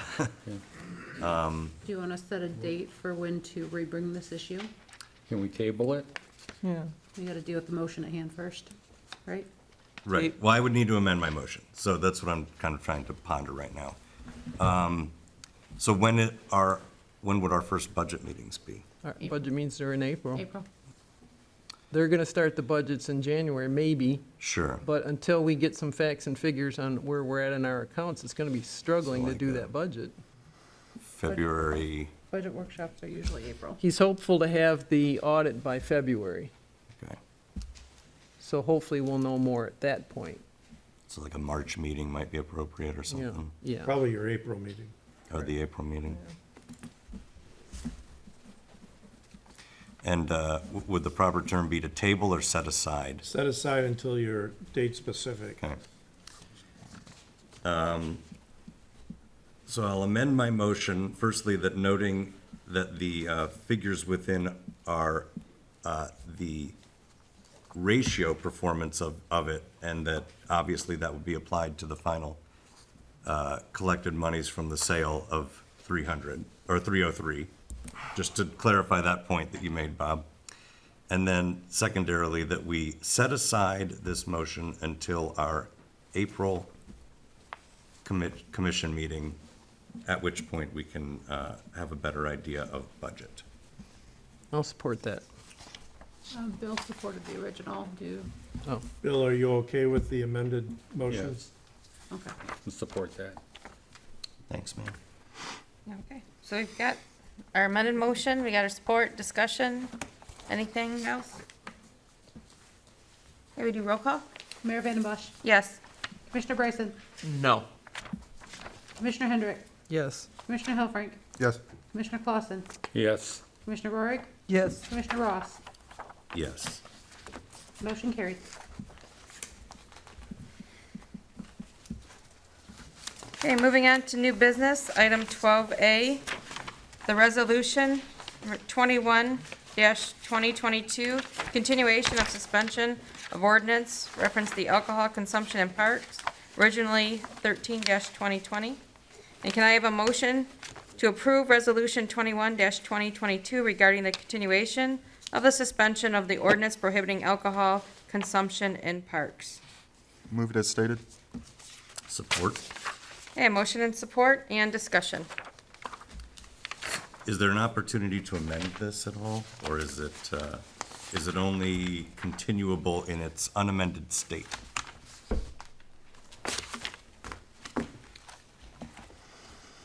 If it's a clerical typo or something like that, then you can make those changes. If you're gonna substantively change the resolution, you should bring it back. Okay. And then what about, I mean, if this is something that we feel should potentially be the norm, again, perhaps with, as was made in public comment, some real clarifications and you know, definitions as to what, you know, how to better enforce this. And, I mean, has it been an issue? Yes, I'd like. Yeah. It has been an issue. Okay. So there were a couple events over the summertime where I was getting phone calls from some bar owners that were confused on this ordinance. Sure. So printed the ordinance out, brought it to them, and it was even more confusing after they actually read it. Okay. To the point where they were actually serving the open cans and thought they were abiding by the ordinance. I think how it's currently written, I think it just needs to be revamped and start fresh all over again. And that might include a social district. I mean, that's for you, but it was confusing by a couple of the bar owners. Okay. That's good feedback, thank you. I mean, personally speaking, like when we had some of the events downtown, it was nice to be, and, you know, we got the stickers on the cups and everything was kosher in that regard.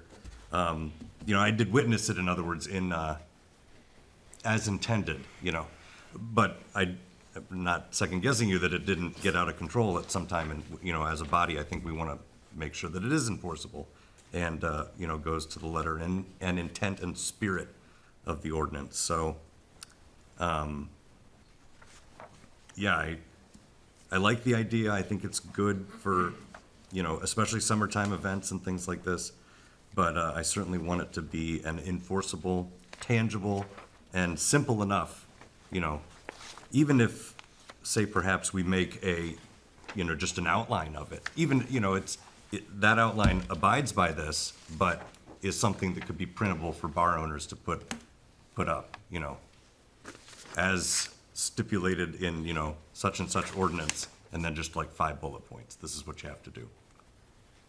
I would have to agree with that. I mean, I think it certainly needs to be looked at and revamped. I would hope that, you know, maybe a suggestion would be to have Chief Heslip go through this thing, make sure it's really, as you said, enforceable, make sure it's fairly plain language that people can really understand.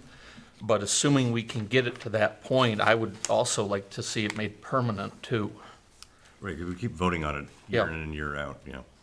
So, I mean, I don't, obviously I don't, we have a motion currently, correct? We do.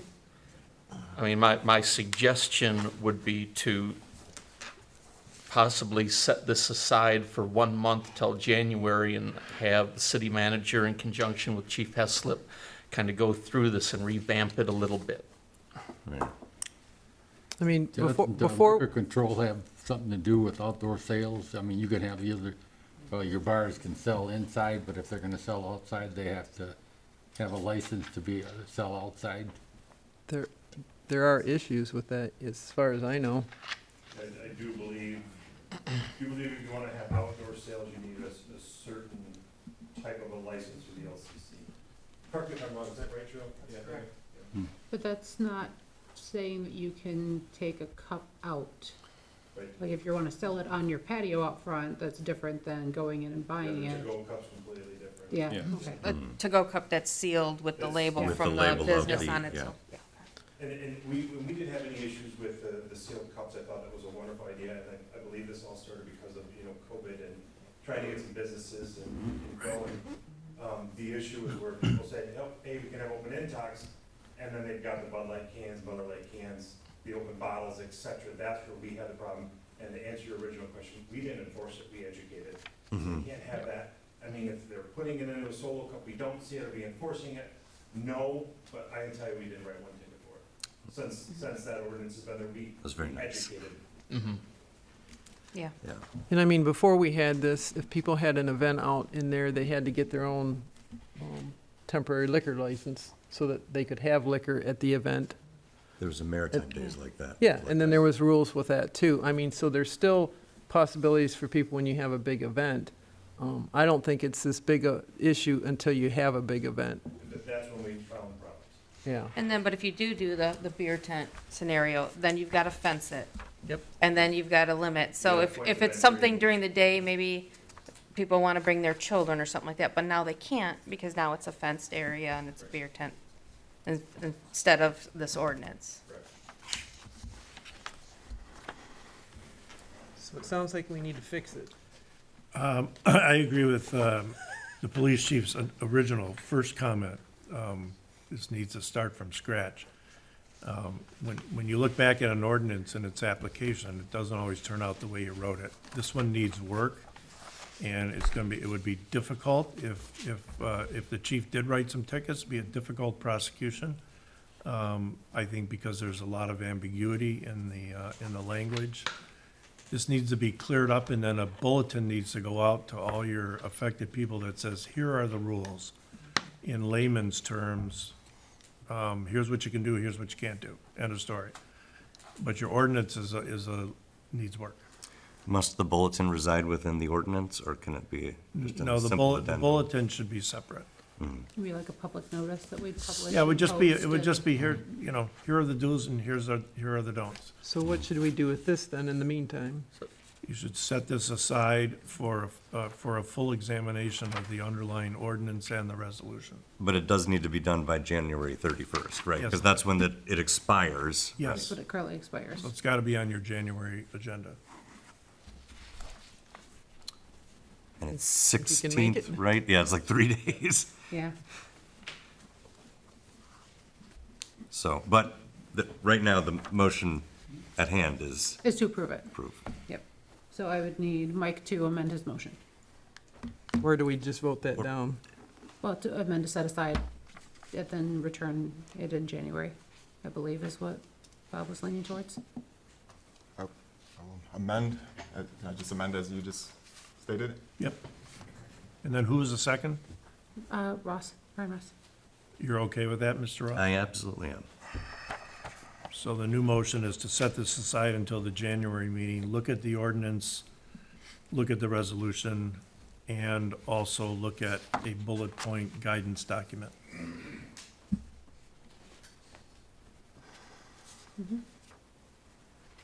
Would make the chief's job a lot easier. Indeed it would. All right, so We had a motion, support, discussion, and roll call vote, please. Commissioner Bryson? Yes. Commissioner Hendrick? Yes. Commissioner Hilferink? Yes. Commissioner Clausen? Yes. Commissioner Rohrig? Yes. Commissioner Ross? Yes. Mayor Vandenbosch? Yes. Motion carried. Okay, now, next item is 12B, charter revisions and amendment process. We've been talking about the charter for quite some time. I know that you thoroughly enjoyed my lengthy motion or brief on this, which is why at the beginning of this one, I said, please read the conclusion first, so that you could fast forward to the conclusion. Two things you can do with your charter. You can revise your charter, which is a very detailed, lengthy process involving a charter commission and a total rewrite. Or you could do amendments to your charter, which is a much shortcut, simpler process. My recommendation on the charter issue, and this is for discussion only, we don't have to make a decision on this, is that we form a committee that would operate in accordance with the OMA. And that we get some, some compilation of that committee that you decide. I had suggested the 3 commission members, the manager, the city clerk, and the city attorney work together to analyze the entire charter, come back to this commission with a recommendation. Should we amend certain provisions of the charter, or should we rewrite the whole thing? And then that would be your decision tree as to where you go with the rest of this memo. Because if you go with a revision, it's a long, probably 2-year process. If you go with amendments, they can get done in a much quicker fashion. So I would ask that you think about that and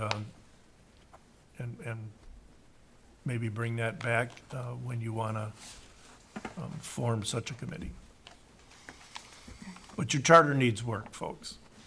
We've talked about this for quite a while. Lisa, I think you can Yes, I can. agree that we've talked about the charter for a long time. Me personally, I'd like us to, at least for myself, I'd like to ponder this for one more month, and I'd like to Yep. see it on the January meeting agenda for us to take action on it. Yep, it's a good, that's what I was hoping for. The process is involved because this is the foundation of your government. If you're gonna create a new charter with a revision, it's a detailed process. If you're gonna take provisions that, and I think I have a list of the ones that I would amend, but if you form a committee and they come back and they say, look, we don't really need to do a whole revision, but we do need to amend the following, that could be an answer. I just did one in a community where we did 9 amendments, and we avoided having to do the whole revision.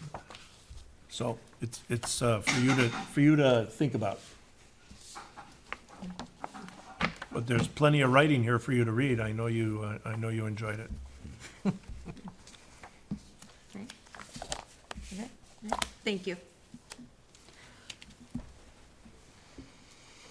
Is that something that you want to make a motion You can just on receive and to- file Okay. Yeah, or to receive and file and for it to be on the January agenda, or or do you and want to put wait? it on the January agenda. I'll make a motion that we receive and file this communication from Attorney Davis regarding the charter and options for amendment and revision, and that we ponder it and place it on the January agenda.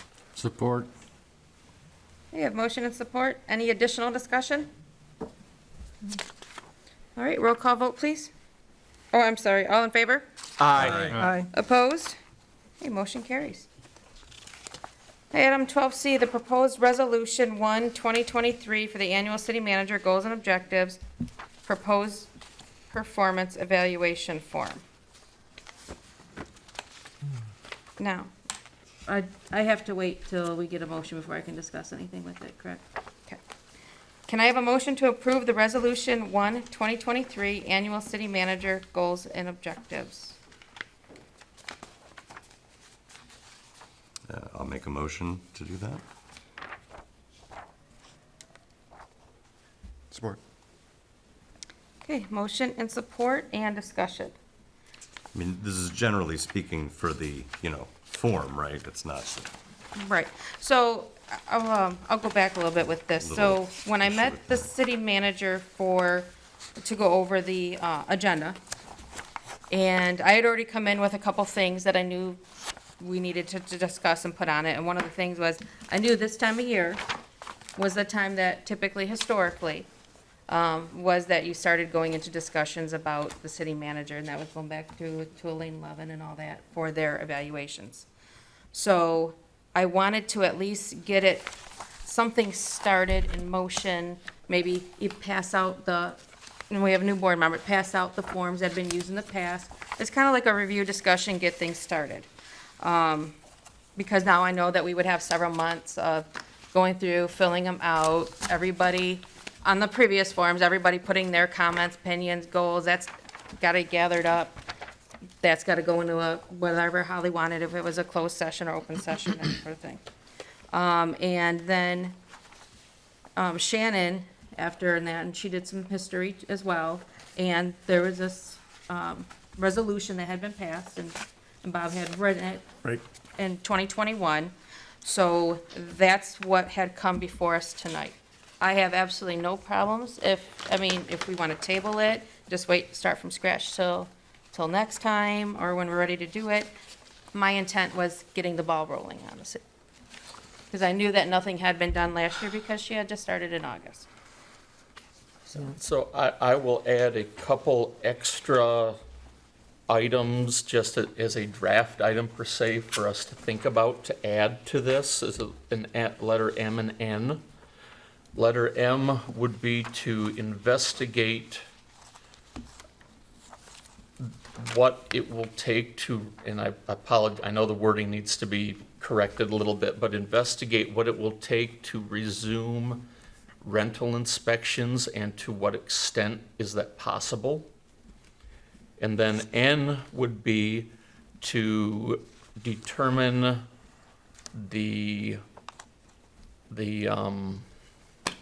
sorry, my brain's gone, would be to determine the path forward for the Guy Community Center.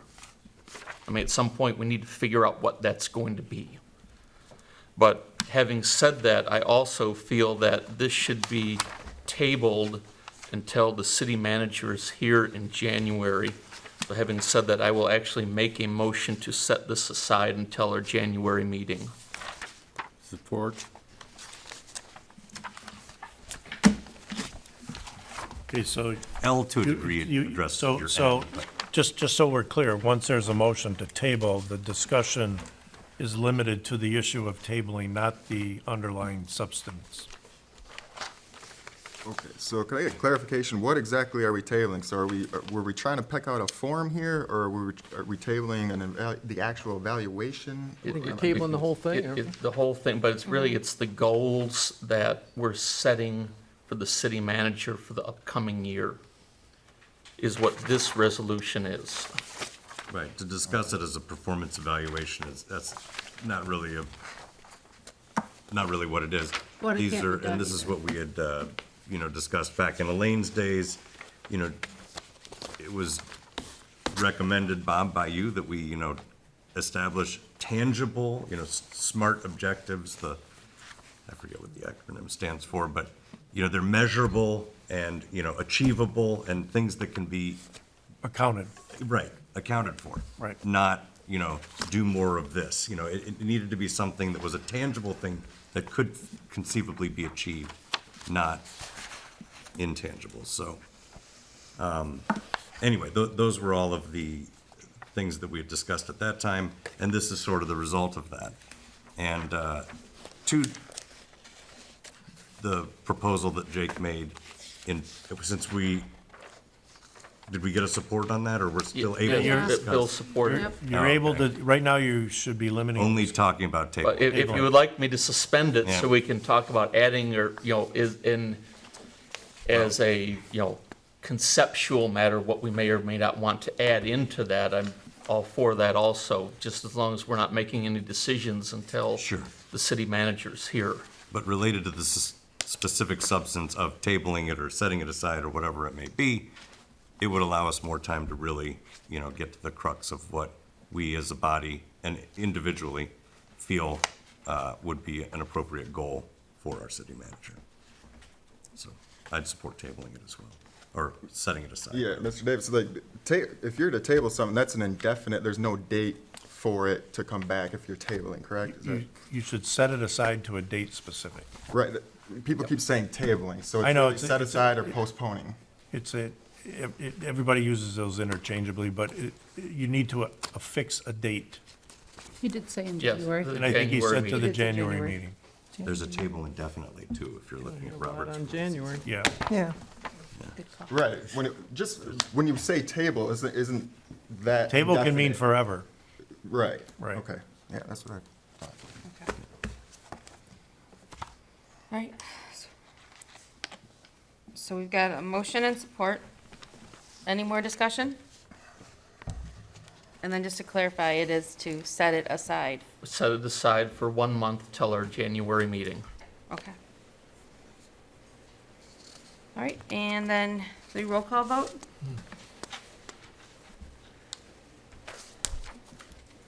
Where am I here? Commissioner Bryson, Yes. Commissioner Hendrick, Yes. Commissioner Hilfrink, Yes. Commissioner Clausen, Yes. Commissioner Rorig, Yes. Commissioner Ross, Yes. Mayor Vandembosch. Yes. Motion carried. And on to item 12D for the monthly commission meeting schedule. Again, I'll have additional on that. But what I have before me to open as a motion is to consider the matter, but for it to be added as an unfinished business item for the January 16th, 2023 meeting to permit city manager to be present to discuss the impact a schedule would change would have on city staff. So moved. I'm sorry, what was the motion? It was Wait until to set, January to to set do it it so aside? so that To the Jan- city staff Support. could fully be here. Okay. Support. We have Just move motion the whole meeting to January. and support, and now we're going to open discussion. So again, I'll open up, Need a table, or Well, set it set aside. aside. set it aside. So again, when I went in to do the agenda, I had a few items already planned to discuss. That is when I found out about the city manager not being able to be here tonight. She made it clear, she felt very passionately about being able to discuss, the effects for city offices and on the staff. So she asked me, and I had agreed that I would ask the board to consider a no vote tonight on this, to allow her to be present at the meeting for that, and I said I would do that. And I have asked the board to consider that. It was marked on the agenda as no vote. City manager did include a memo to all the commissioners to that effect, that she would not be able to be here, and that she would like the opportunity to be here to present her point of view for the staff. So, but I had been asked by several commissioners, several other people, to look at the idea again of 2 meetings a month. I've not hidden from other people that I am in support of 2 meetings a month for my various reasons. But I figured that needed to get out. We're getting to the end of the year. If it were approved, we'd have to do an amendment. There were things that we would have to do follow up. There's scheduling for videoing. I think one of the reasons it's important, we've got all these other committees and boards. We may not have missed anything, but can we do better in our services by having 2 meetings a month? That being said is the majority of why I wanted to bring it up here. Yeah. All right. I guess I've been on here the longest, and I've been through the 2 meetings, and I've been through the 1 meeting. We can't really discuss that at this time because we do have a motion to set aside, so the only Yeah, discussion has to be about the we're, motion to set aside. I'm sorry. Since there was a motion made, so that's got to be dealt with first.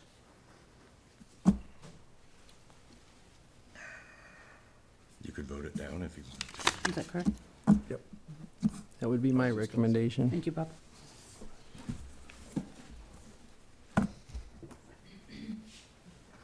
I mean, me personally, I feel everything, I mean, the city manager did write a memo, and, you know, a lot of her points that she was wanting to make could have been left in that memo. She has really good, knowledgeable staff that I'm sure can speak to their own needs.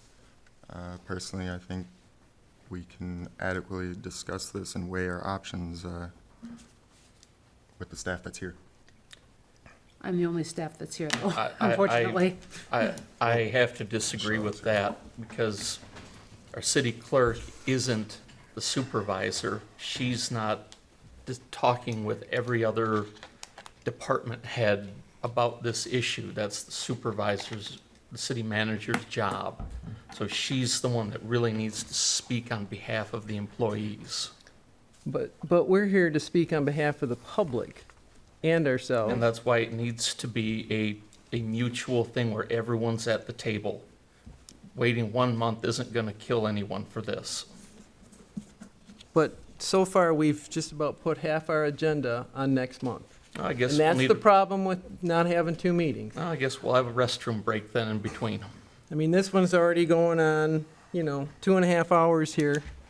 And on the average, We gotta stay focused on the motion to set it aside, stay away from the substance. I don't think we need to set it aside at this point. I think we should be moving forward. But we should call the roll on setting aside, and if it fails, then you can go back to the substance. So would you read the motion? There's been a motion and support. She's asking The for motion and red. support was to Oh. set it aside and add it to the January 16th agenda Okay. to allow the city manager to weigh in.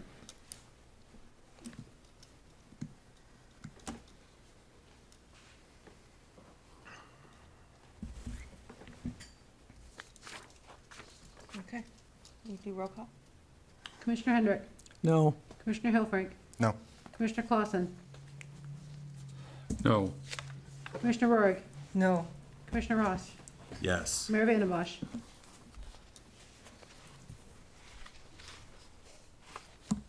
Yes. Commissioner Bryson, Yes. motion failed.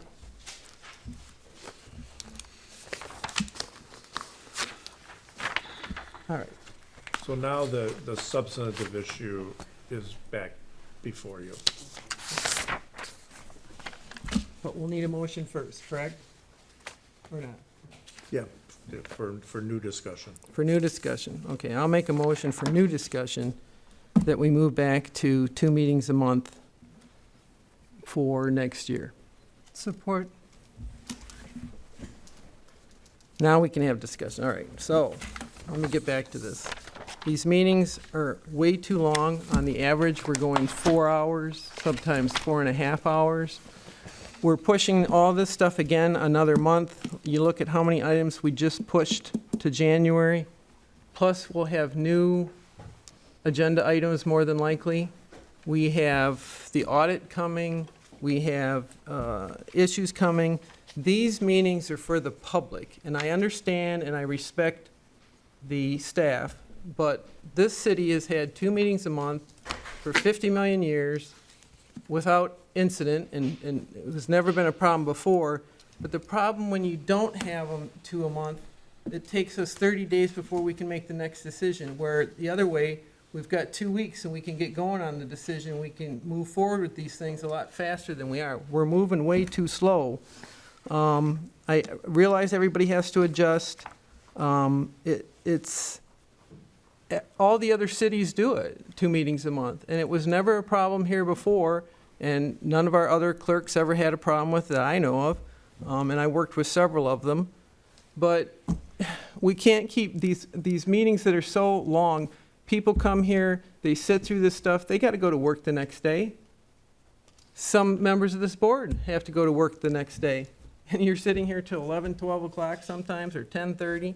It's just, it's not really productive, because this right here just shows how unproductive we are. We moved the Water Street, this resolution, the charter revisions, and the performance, all that's now been moved back to January. So, and those are gonna be long discussions on top of everything else we have. It's more productive to have the 2 meetings a month, to keep them at a better time, and it's better for the public, because these meetings are for them. I understand the staff, the burden, I guess, but the meetings are for the public. We're here for the public. So we should be making these meetings as easy and nice as possible for them so that they can attend them and they're not sitting here for 4 hours at a time. And we could have gotten most of that information, Mike, you were right. That could have been documented and we could have sent it. But this meeting schedule should have been done by now, which here it is, but 2 meetings a month are always been more productive. We get things done better. So the one thing I would have to disagree with that is that I don't think you're gonna get a whole lot more done, but you are gonna have a lot of churn in the office. You're gonna have a lot of people, instead of moving the city forward, they're gonna be focused on getting ready for the next meeting. They're not writing a grant application, they're trying to get ready for the next meeting. So you're gonna see your productivity go down, not up, as far in the city offices. And that's what we really need to focus on, not our comfort here and how long it takes, but it's to make sure that the city employees have the time and can focus on their jobs, not getting ready for the next meeting. That was never an issue in the past. They No. always got it ready within the 2 meetings. I mean, if you do the work, if you do it where we can get it done at a easier time, now they're gonna have to put, and again, this isn't just for their benefit, it's for our benefit too. And again, it's for the public. And we gotta think about the public. How many people are really working on this agenda? I mean, we don't have, our whole staff isn't working on it. I mean, Jim's not spending hours on it, and I don't think the DPW is spending hours on it. They're just doing projects that they're doing. But when we do have these things, like I said, there's so much now, I can't even imagine how long this January meeting's gonna be. The 2 meetings a month always worked better. They were shorter, but we got more done. And then if we had to move something, we could quickly get that done by the next meeting, and it moved forward much better. I mean, I've been through it a million times. But that 2 meeting a month system worked 10 times better than this single. I will have to disagree. I mean, I've been through both, and I think the 1 meeting a month is far more productive, but that's my personal opinion. Well, and without the city manager here to speak on behalf of the staff, because the staff, the front office staff, has a lot of things to weigh in regards to this. There are also, I can speak and say that there are election law changes that happened as a result of this last election that I don't have in front of me, I'm not prepared to speak on, that are definitely going to impact schedules in regards to meetings. So not considering the impact and the ramification of those things is not fair to the city staff. So therefore, the city manager not being able to be here tonight and not being able to speak on behalf of the staff is not fair, because both sides of the story and both sides of the argument are not being heard. It's one-sided here. The other thing here is, maybe we can look at some of these boards. Do we need as many boards as we need? That would certainly solve some of the issues here. I mean, there's things we could do there to make it better, but like I said, this has been going on for years, and it has not been an issue until this last year. I can say from speaking to Clerk Baxter that she was incredibly relieved when it went to Well- 1 meeting a month because of the sheer volume of preparation. And I know she's not here, but she was ecstatic for me, is to say to give the least exclamation on it. She was ecstatic that I was only gonna have to prepare for 1 meeting a month. Well, I guess I would too. Go ahead. I mean, I Elaine think- had suggested 1 meeting a month cadence at one point, it was back in 20, or actually I think it was 19. But I'm somewhat agnostic to it. The one thing that I do appreciate, or was looking forward to, is at least a Monday meeting, just to get things out of the way and allow the rest of the work week for the staff to be able to handle that. I know we're discussing monthly versus weekly, but it is discussing the meeting schedule, so I don't think this is out of line, but I at least appreciated the day of the week we chose. I don't have any trouble with which day you choose. But you gotta consider that a lot of holidays are on Mondays, and then the meetings will be cut. They don't impact that if you go with a 1-3 cycle, being on Mondays, if that's what your choice is. But I can say that there will be city commission meetings that will be required to be canceled as a result of the election season, so that's something to think about. We could move the meetings back over to the fire hall and ask the fire hall if we could have them over there. if you With need all to due do that. respect, Commissioner, I am not going to attend a city meeting on a Monday afternoon when my staff has to be here for 20 hours on the following Tuesday. That's not gonna work. And there's How many things- elections do we have? And there's things on that particular Monday that are state mandated that have to be done.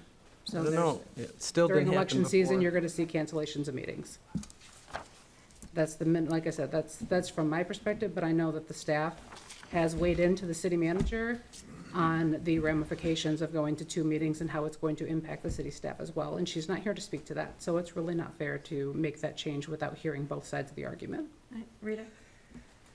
I'm all for 2 meetings a month. I think these are too long. A lot of the people have said they're too long to come and sit here.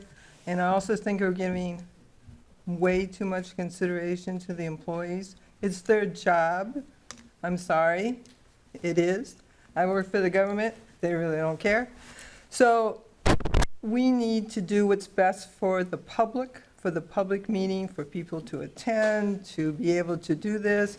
And if people don't like it, well, I'm sure we could find someone else. Thank you. Bob, do you have any problem with the 2 meetings a month as far as attendance if we needed? or- What day of the week are they? Mondays. No, I would, the 1st and the 3rd, I would probably be okay for that. Before you weigh in also, I there's another- just, you know, we'd have to amend our contract, because we contracted for actually, my contract is for the 1st and 3rd Thursdays, but it's okay if it was Monday. Okay. Another consideration before you do make a vote on this is, nobody's consulted with Channel 6 in regards to their broadcasting schedule, because their broadcasting schedule is based on 1 meeting a month. We I have can speak to that. other people that have volunteered to help out if he has any issues with that. That I know. think consistency, because I think we just had a discussion about consistency of things being where they need to be. So going back to Mr. Hilfring's comments, I think circumventing CTV when people expect them to be broadcasted on CTV is not, I'm not circumventing it, I'm saying that we can find people to help CTV cover the spots. well, that would be kind of a discussion that needs to be had with CTV before a decision that's- was made. They used to do it before. Well, and again, he's not here to discuss his contract and That's his other fine. obligations, so Okay, is there any new Other additional discussion items in this? issues. So there's a reason why the majority of neighboring communities have 2 a month, and that's to keep government moving. It already moves at a snail's pace as it is. Just double checking just now, St. Clair, East China, and Elginak all have 2 meetings a month. So I'm not sure, there was a comment made that almost all neighboring communities only have 1 a month, which wasn't true. And, you know, I am sympathetic to the staff and their needs, but I'm also more sympathetic with the public. I've had numerous people reach out to me saying, you know, can we go back to 2 meetings a month? You know, whether they want building issues taken care of. You know, there's various issues that having to wait so long is not good for the public. And let's be honest, like, people took these positions, took these jobs knowing that there was 2 meetings a month. No, I did not. Well, I'll you did speak to not, me. but I'll I speak to me. apologize. No. You're right. No, not all of us did. But the city in front of manager, us. who is making this request of 1 a month, you know, she did take the position knowing that there was supposed to be 2 meetings a month. And do we have we can cancel meetings, correct? Like, I know a lot of communities, summer will go down to 1 a month, giving everyone notice. December, they'll go down to 1 a month. You guys canceled already did that. You usually Yeah. cancel July January and December. July. In January, too. January, July, and December. So we're looking at 3 months of the year still going down to one meeting, unless there's something like a special meeting Correct. for some particular situation. And I And can- also, if you do have a really high workload, there's nothing precluding you from just calling a special meeting when that event happens, if it happens, instead of regularly scheduling one. But that's harder to coordinate for people, then they gotta make sure their schedule is gonna apply, whereas if we have the schedule set up, and that's actually what the fire authority does, they set them up every month, and then if they don't use them, we cancel them, but at least we have them set up so that they're if we need them. But if you do a special, now you gotta find out if everybody can make that meeting, and can everybody get there, and then you gotta get it out to the public, and this way the public knows that we have 2 meetings a month, and then you go from there. The I nice mean, the thing- last few times we did schedule a special meeting, it really wasn't a problem. The nice thing about having a special meeting is you can pick the day versus being pigeonholed into that Monday. But you gotta watch out for all these other boards that are already having meetings, too. That's not problematic for the office generally. Right, any other additional discussion? Okay, for a roll call vote? I do want to say Can that we I reread am. the motion? Yeah. Sorry. Okay. The motion was to return to 2 meetings per month, but it wasn't specific as to the day. I'll amend that to be Monday. First and third. Yes.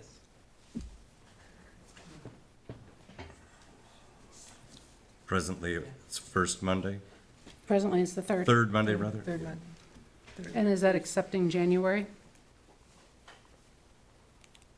Since January's already scheduled, this would begin when?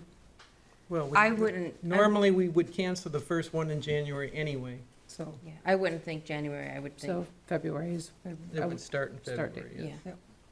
And we usually don't cancel the July one until we get to June.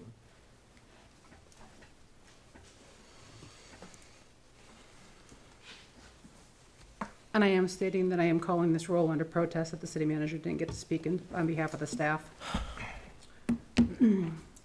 Commissioner Helfrich, Yes. Commissioner Clausen, Yes.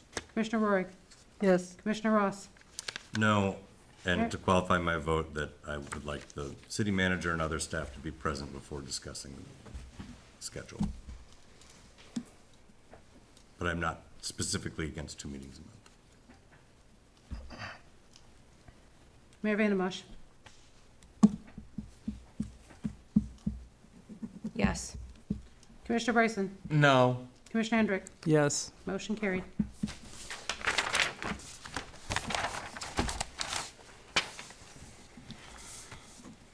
Item 12E, reappointment to Dangerous Building Board of Appeals, engineer's seat, effective January 1st, 2023. I make a motion to reappoint Jacob Bryson to the Dangerous Building Board of Appeals to fill the engineer seat effective January 1st, 2023. And can I get a second? Support. Okay, any discussion? All in favor? Aye. Aye. Opposed? Okay, that one carries. Reappointment to Zoning Board of Appeals effective January 1st, 2023. I make a motion to reappoint Kim Weil to the Zoning Board of Appeals effective January 1st, 2023. And can I get a second? Second? Okay. I have a second. Any discussion? All in favor? Aye. Opposed? Okay. Item 12G, reappointment to Board of Review, effective January 1st, 2023. And I'll make a motion to reappoint Mary, and I apologize, Wesselo, if that's wrong, to the Board of Review, effective January 1st, 2023. And can I get a second? Support. Okay, got a second. Any discussion? All in favor? Aye. Opposed? And we have an announcement of vacant seats. Let me see, I lost those. Okay, appointment of the historical, okay, the announcement of the vacant seats, applications were received after the packet went out. We have an appointment to the Historical Commission, And I'll make a motion to reappoint Scott Tisdale to the Historical Commission effective January 1st, 2023. And can I get a second? Support? No, that's okay. Needed to support it to discuss it. My question is, this was supposed to be announcements only. Can we vote on these people? Having received them after the fact, I was of the understanding that we could, since it We is a didn't change vacant- the agenda, since it though. is It an- says announcements Since it only. is a vacancy on the board. Because this, if we say announcements here, that might mean other people might want to put in for these boards. See, And they it's might been- have it's time to been do it. published. It's been published that those are available. How long has this been vacant? It becomes vacant, well, he's actually asking for reappointment to his seat. It's not technically vacant yet. It'll be vacant as of the 31st, if he's not reappointed. But all I'm saying is, His I mean, you application just- came we in ju- late. I Excuse know, me. I know the agenda says this is an announcement only. Correct. Right. That concerns me because there might be other people that may want to put in thinking that we just made an announcement only. Okay, so we should keep it as the announcement, probably consistent with the way the agenda was written. So then, If we would have known, we could have changed it when we amended the agenda, but it wasn't. oh, that's why I emailed these out in advance, so you guys were aware of them. But again, this didn't change. I can amend my motion to receive and file, or I think I just seconded Actually, yours. right? Yeah, Yeah. But I amend my motion to receive and file, would that work? Okay, I'll amend my motion to receive and file. Keep my support. But can you announce them all, though? Anyway, announce what's up? Oh, on the entire sheet. Yeah, yeah. Okay. The following board vacancies effective December 31st, 2022. Historical Commission, there's 2 seats. Criteria being 1 architect or clearly demonstrated in or around the historic preservation. We also have 1 on the pension board, of 1 seat for a resident. And then additionally, the following boards have vacancies that were effective June 30th, 2022. On Infrastructure Committee, 1 seat. And on the Tax Increment Financing Authority Board, 1 seat.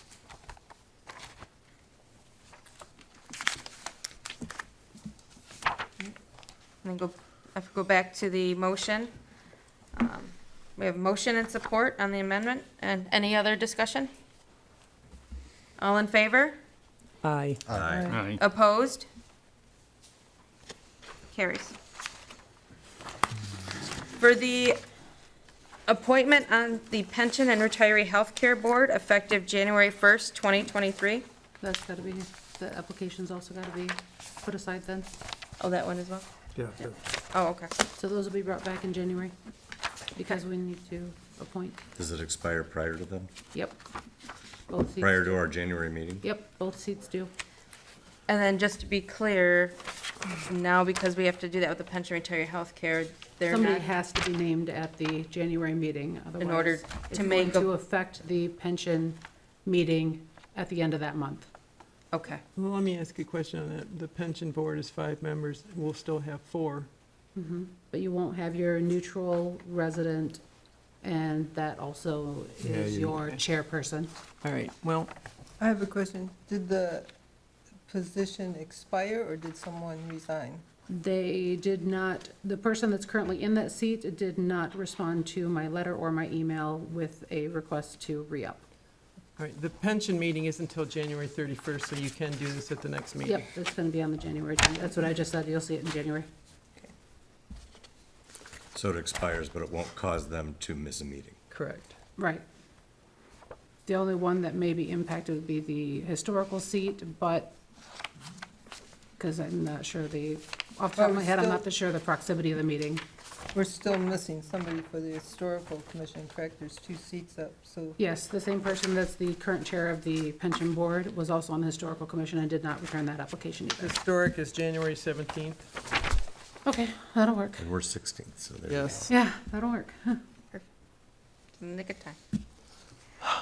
All right, and then just on the motion, to receive and file the vacant board seat announcement. Yeah, you did that already. We're You're done. good. Oh, yeah, we're already all done. Okay. We're ready for the police chief. Yeah. All right. Yeah. Ready for Jim. Gotten up a couple times there. Next item, police I department sat and waited so patiently. purchasing Thank you, in-car Jim. modems. All rise. Permission to approach, Your Honor. Yeah. Did you want me to That'd be sign her. these for you, Jim? Is No, that- I'm good. I have your I think we're signature. passing the, So good evening. Back in 2015, we had purchased 3 modems for our patrol cars. What those do is they run our in-car computers, which run everything for the road guys and gals when they're on calls or on traffic stops, et cetera. It's their brain of the information for the patrol car. So we received an email from the IT company that we're through Clemis, and Clemis is our report management system. They're out of Oakland County, et cetera.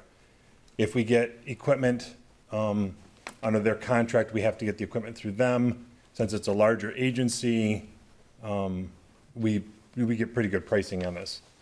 So we got an email from Eddie Pratt from Clemis that says probably sometime in May, our current modems are going to be end of life. And in that, we're going to get some intermittent service issues, and we're going to lose the service into the patrol cars, hence kind of limiting the abilities of the cops on the road. Well, we found out, talking to a couple of the road people, that's already happening. That wasn't supposed to happen until May. Ultimately, I would have come to you in May to ask this, but it's happening quicker than we anticipated. So we gathered their quote from them, and the total of the 43-something. It's a single source purchase through Clemis. I have money set aside in my budget. So during the budget year, we have a line item called capital outlay. I have $10,000 in that capital outlay that was set aside to buy a partial vehicle for me, which I'm passing on. In the meantime, I'm going to use that funding to make this purchase. So I do have money in the budget for this. Does this Do you need cover the- installation and everything? It does not. We're hoping it's just going to be a quick pull out with a couple screws and you and don't put it have right back in. But the guy, I talked to our install guy, and he said at tops it'll be a couple $100 per unit to install. So we're hoping we can do it ourselves. If not, we'll enlist the fire department for their help. They're smarter than we are. So you don't want to do a not to exceed just in case? A what? A not to exceed cost? No, I think we'll be okay. And do you need the half police car? I mean, you know what I mean? You talking about for me? Well, I just- don't, so Is that screwing you? That's what I'm trying to It- say. it- Are you getting it is hampered by and it isn't. So So you're gonna have to wait now, right? I'm gonna have to wait. So doing the research, the only thing I was really available to get was a Chevy Malibu. And I don't want a Chevy Malibu. So, we Sorry we to all you accepted Malibu bids. drivers out there. We accepted bids for them. A local company actually won the bid. We passed on purchasing it. I'm not so sure a Chevy Malibu is, I thought it would be a waste of money. Because this upcoming budget, I'm actually gonna ask for a new patrol car. I'll take our oldest patrol car out of the fleet and just take over that one. So I'm kind of trying to save some money in the meantime. So it works into your overall arching plan, but yeah, Yes, I guess I get it. Yes. Okay. That, I just wanted to make sure you weren't getting, yeah, no, I'll figure it out.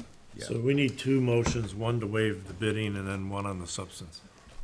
I'll make, One, oh, I was just gonna ask one more question if I could. If we were to approve this, could you get a, predicted end of life for these? Just to make sure that we, Like most technology, it's probably gonna be 5 or 6 years. I don't think you're gonna get anybody to predict that. yeah. But, okay, I just in order to preempt it, because it stinks that you were, had terrible service for a bit. I just Yes. was hoping there was some prevent recurrence there, but anyway, sorry. it's okay, it's all right. I'll make a motion to waive competitive bidding for the, are you getting 4 or 3? 3. 3 in-car modems for the police department, Support. on the basis that, Sole provider. that they're the sole provider. Okay. Do you still support what you? Yep. Support. Okay, a motion, support. Any other discussion? Okay, roll call vote, please. Commissioner Hilfrink, Yes. Commissioner Clausen, Yes. Commissioner Roy, Yes. Commissioner Ross, Yes? Mayor Vandembosh, Yes. Commissioner Bryson, Yes. Commissioner Hendrick. Yes, Motion carried. Thank you. I'll make a motion that we, Yeah. yeah, well, he can say. I'll make a motion that we approve the total cost of the 3 in-car modems to the Clemis, or is that who you're getting them from? Clemis, yeah. In the total of $4,365. Support. Okay, Actually, I'm sorry to interrupt, actually it'll be through CDW, Then I'll who is amend that contracted through to Clemis. CBW, all right. DW. CDW, CDW. D as in David. Oh, I see it there, CDW-G? Yep. Okay. Right, have a motion, support, and any discussion?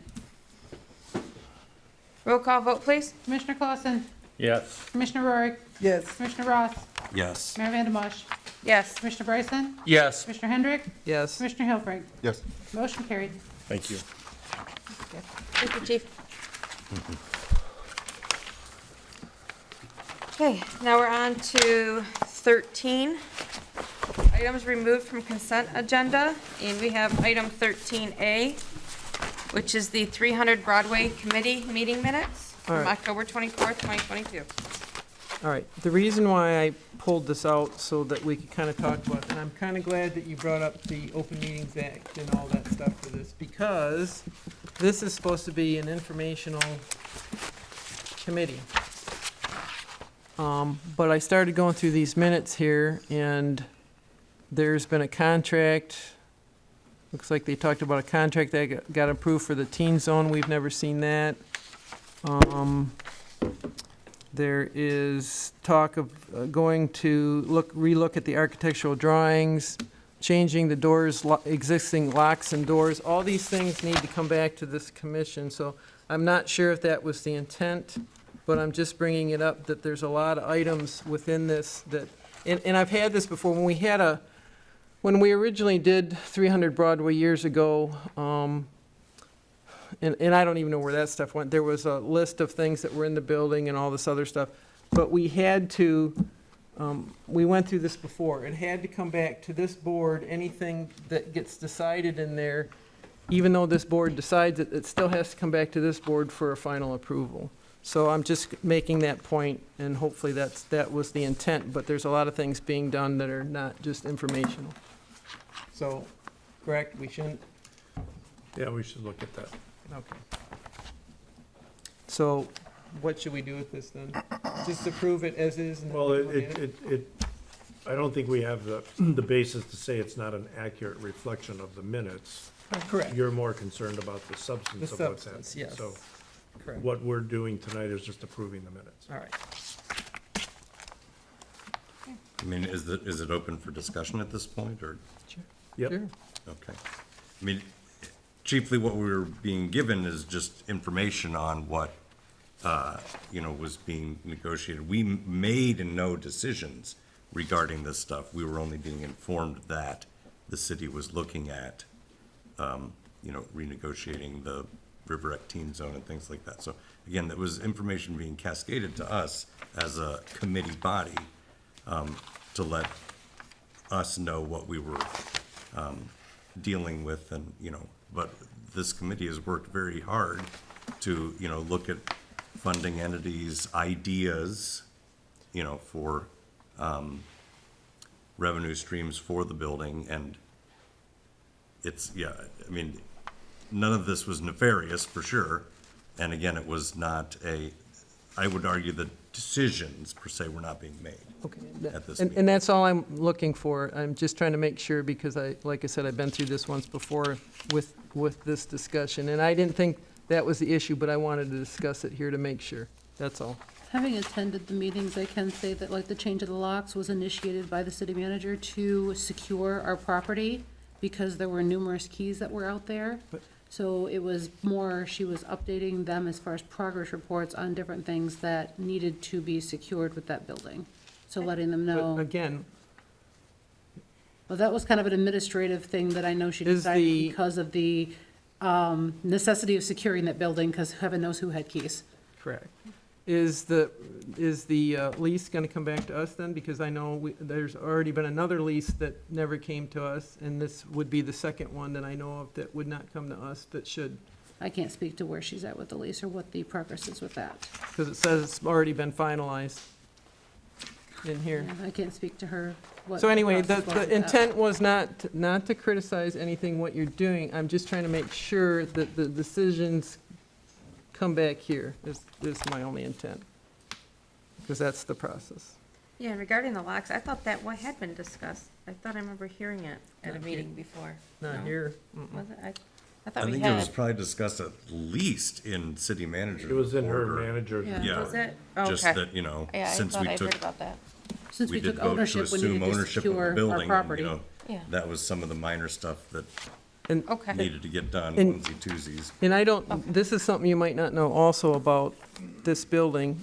Back when we first started this project, there was a lot of content in that building, and there's a list from a long time ago of where the content, I have no idea where all that content went.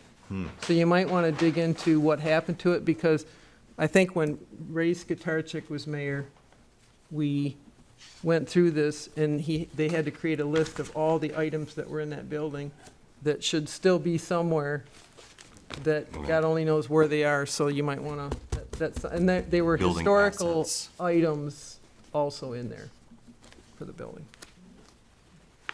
You wouldn't happen to have a copy of that list or point us in the right It's been direction? so long, you'd have to go back into the minutes from when Ray was the mayor. You could probably find it in there, but I know it came to a meeting. Okay. Just for my knowledge, because I'm not, I don't know That's when he fine. was mayor. Can you give me kind of a Um, date range? Let's see. I Or think when, estimate? when Elaine first came here, he was mayor.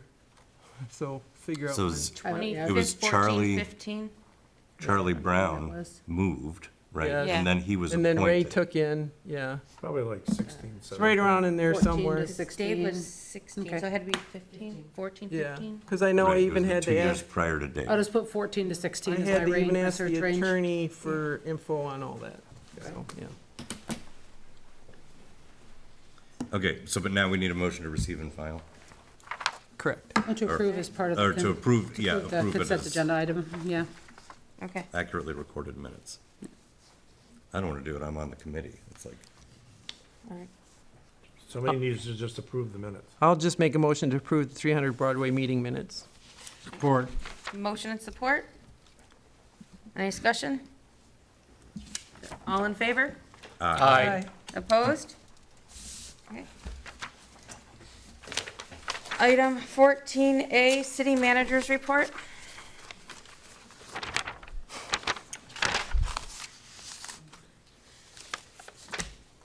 Okay.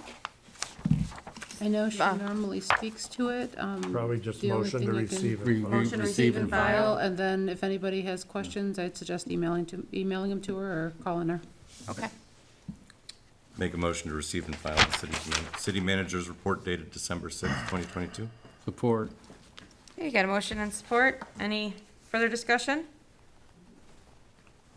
Okay, all in favor? Aye. Opposed? Okay, motion carries. There, Commissioner privilege and liaison reports. Okay, we'll go ahead and start. Bill, you want to start? Planning Commission was canceled. There was nothing on the agenda.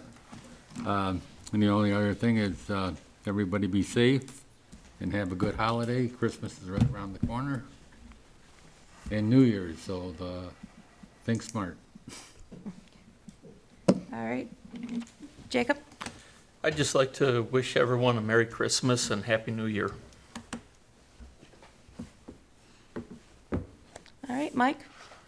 Had a CED board meeting on the 7th, working their way through the 13 ways to kill your community. They were on number 11, which was don't ignore outsiders.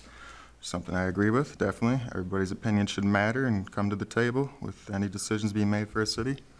And also, they approved the design for the advertisement in the Lake St. Clair guide. So look out for that. Super cool. You know, it's a guide given out to boaters, and you know, tells them a little bit what's going on here. Try to bring them here and spend some money. Now, so I spoke my last commissioner privilege on just how important it is that we all be able to work together. And not just this council, but all the subsidiary boards.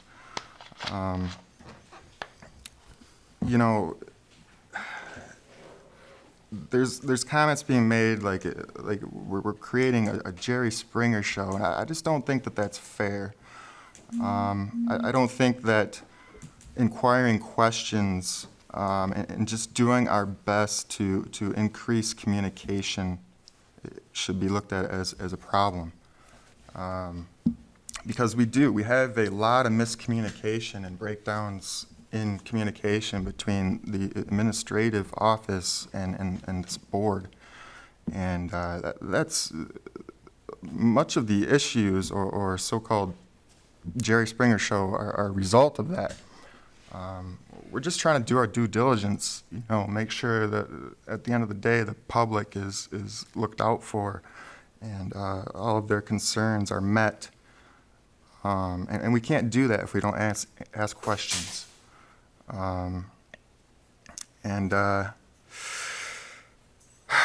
just really hope going forward, again, we can just get along. I mean, I had people challenging my integrity at the CED board meeting, a public meeting, and it's just so inappropriate and uncalled for. I just hope we can just stop that and just try to get along for what we all want, and that's just to make this city great, the best it could possibly be. And I did attempt to bring up some of the recreational marijuana business stuff with this CD board meeting, and yeah, it was kind of shut down, and that was unfortunate because I just wanted to get some opinions and just see where everybody's kind of standing, because it is the Community and Economic Development Board, and it was kind of odd to hear them say that it's not their jurisdiction. We all need to try to work together a lot better. And look out for the discussion for marijuana businesses, recreational marijuana businesses. I did want to get it added to this agenda. Unfortunately, I did miss the deadline. So yeah, that's all I got. Okay. Number one, thanks, Bob, for the ZBA training. That was really informative, and it was very interesting just to even be sitting at witnessing that process of our city carry itself out. Fascinating. It's a facet of our city that I think too few people know about. So thank you for the training. It was very informative. You're welcome. In the Historical Commission, we are still working towards the next meeting, which was mentioned will be the 17th of January. We're working to compile a list of historically contributing structures that are within the overlay district downtown, the Nautical Mile District. So just a reminder to my fellow commissioners that is forthcoming. On 300 Broadway Committee, it's kind of an exciting thing to be a part of, and we're investigating grant opportunities. The building itself was very lovingly cleaned by some members of Friends of City Hall, notably, but I think it included others, Kim Turner and Michelle Nichter. It was mentioned about the month-to-month redoing of the lease with River Rec Teen Zone. This was not something that was specifically negotiated by the 300 Broadway Committee, but something that the city manager informed us would be ongoing as a revenue stream for the building. Another thing that the committee is looking into is a potential way or recommendation to allow tours or small event opportunities in it that could be paid for, and wondered about the potential use of the River Rec Teen Zone bathrooms for that to expand the event size. So there's just some exciting stuff that we're looking into in order to bolster interest and gain understanding of how historic a building we have in our city and what a treasure it really is. Beyond that, I want to wish everybody Merry Christmas, Happy Holidays, and a Happy New Year, and be safe. That's all. Thank you. Lisa? Couple things, that we had a fire authority meeting. I don't know how Joe did it, but he was able to find 3 more firefighters to hire. It's very, very difficult nowadays. And we also had our audit, which went very, very well, and I want to thank the mayor here, who also does our books over there, and she does an excellent job, so it was very good. And then just wish everybody Merry Christmas and Happy Holidays, and stay safe. I just want to say I'm not going to apologize for asking questions. I consider that my job. And other than that, everybody have a happy holiday, and please be safe and drive carefully out there. The people that run stop signs and street lights, it's very, very dangerous. Thank you. I'd like to wish everybody happy holidays, Merry Christmas. Remind everybody that Fireman's Ball tickets are available. They are going fast, so that is the first Saturday in February.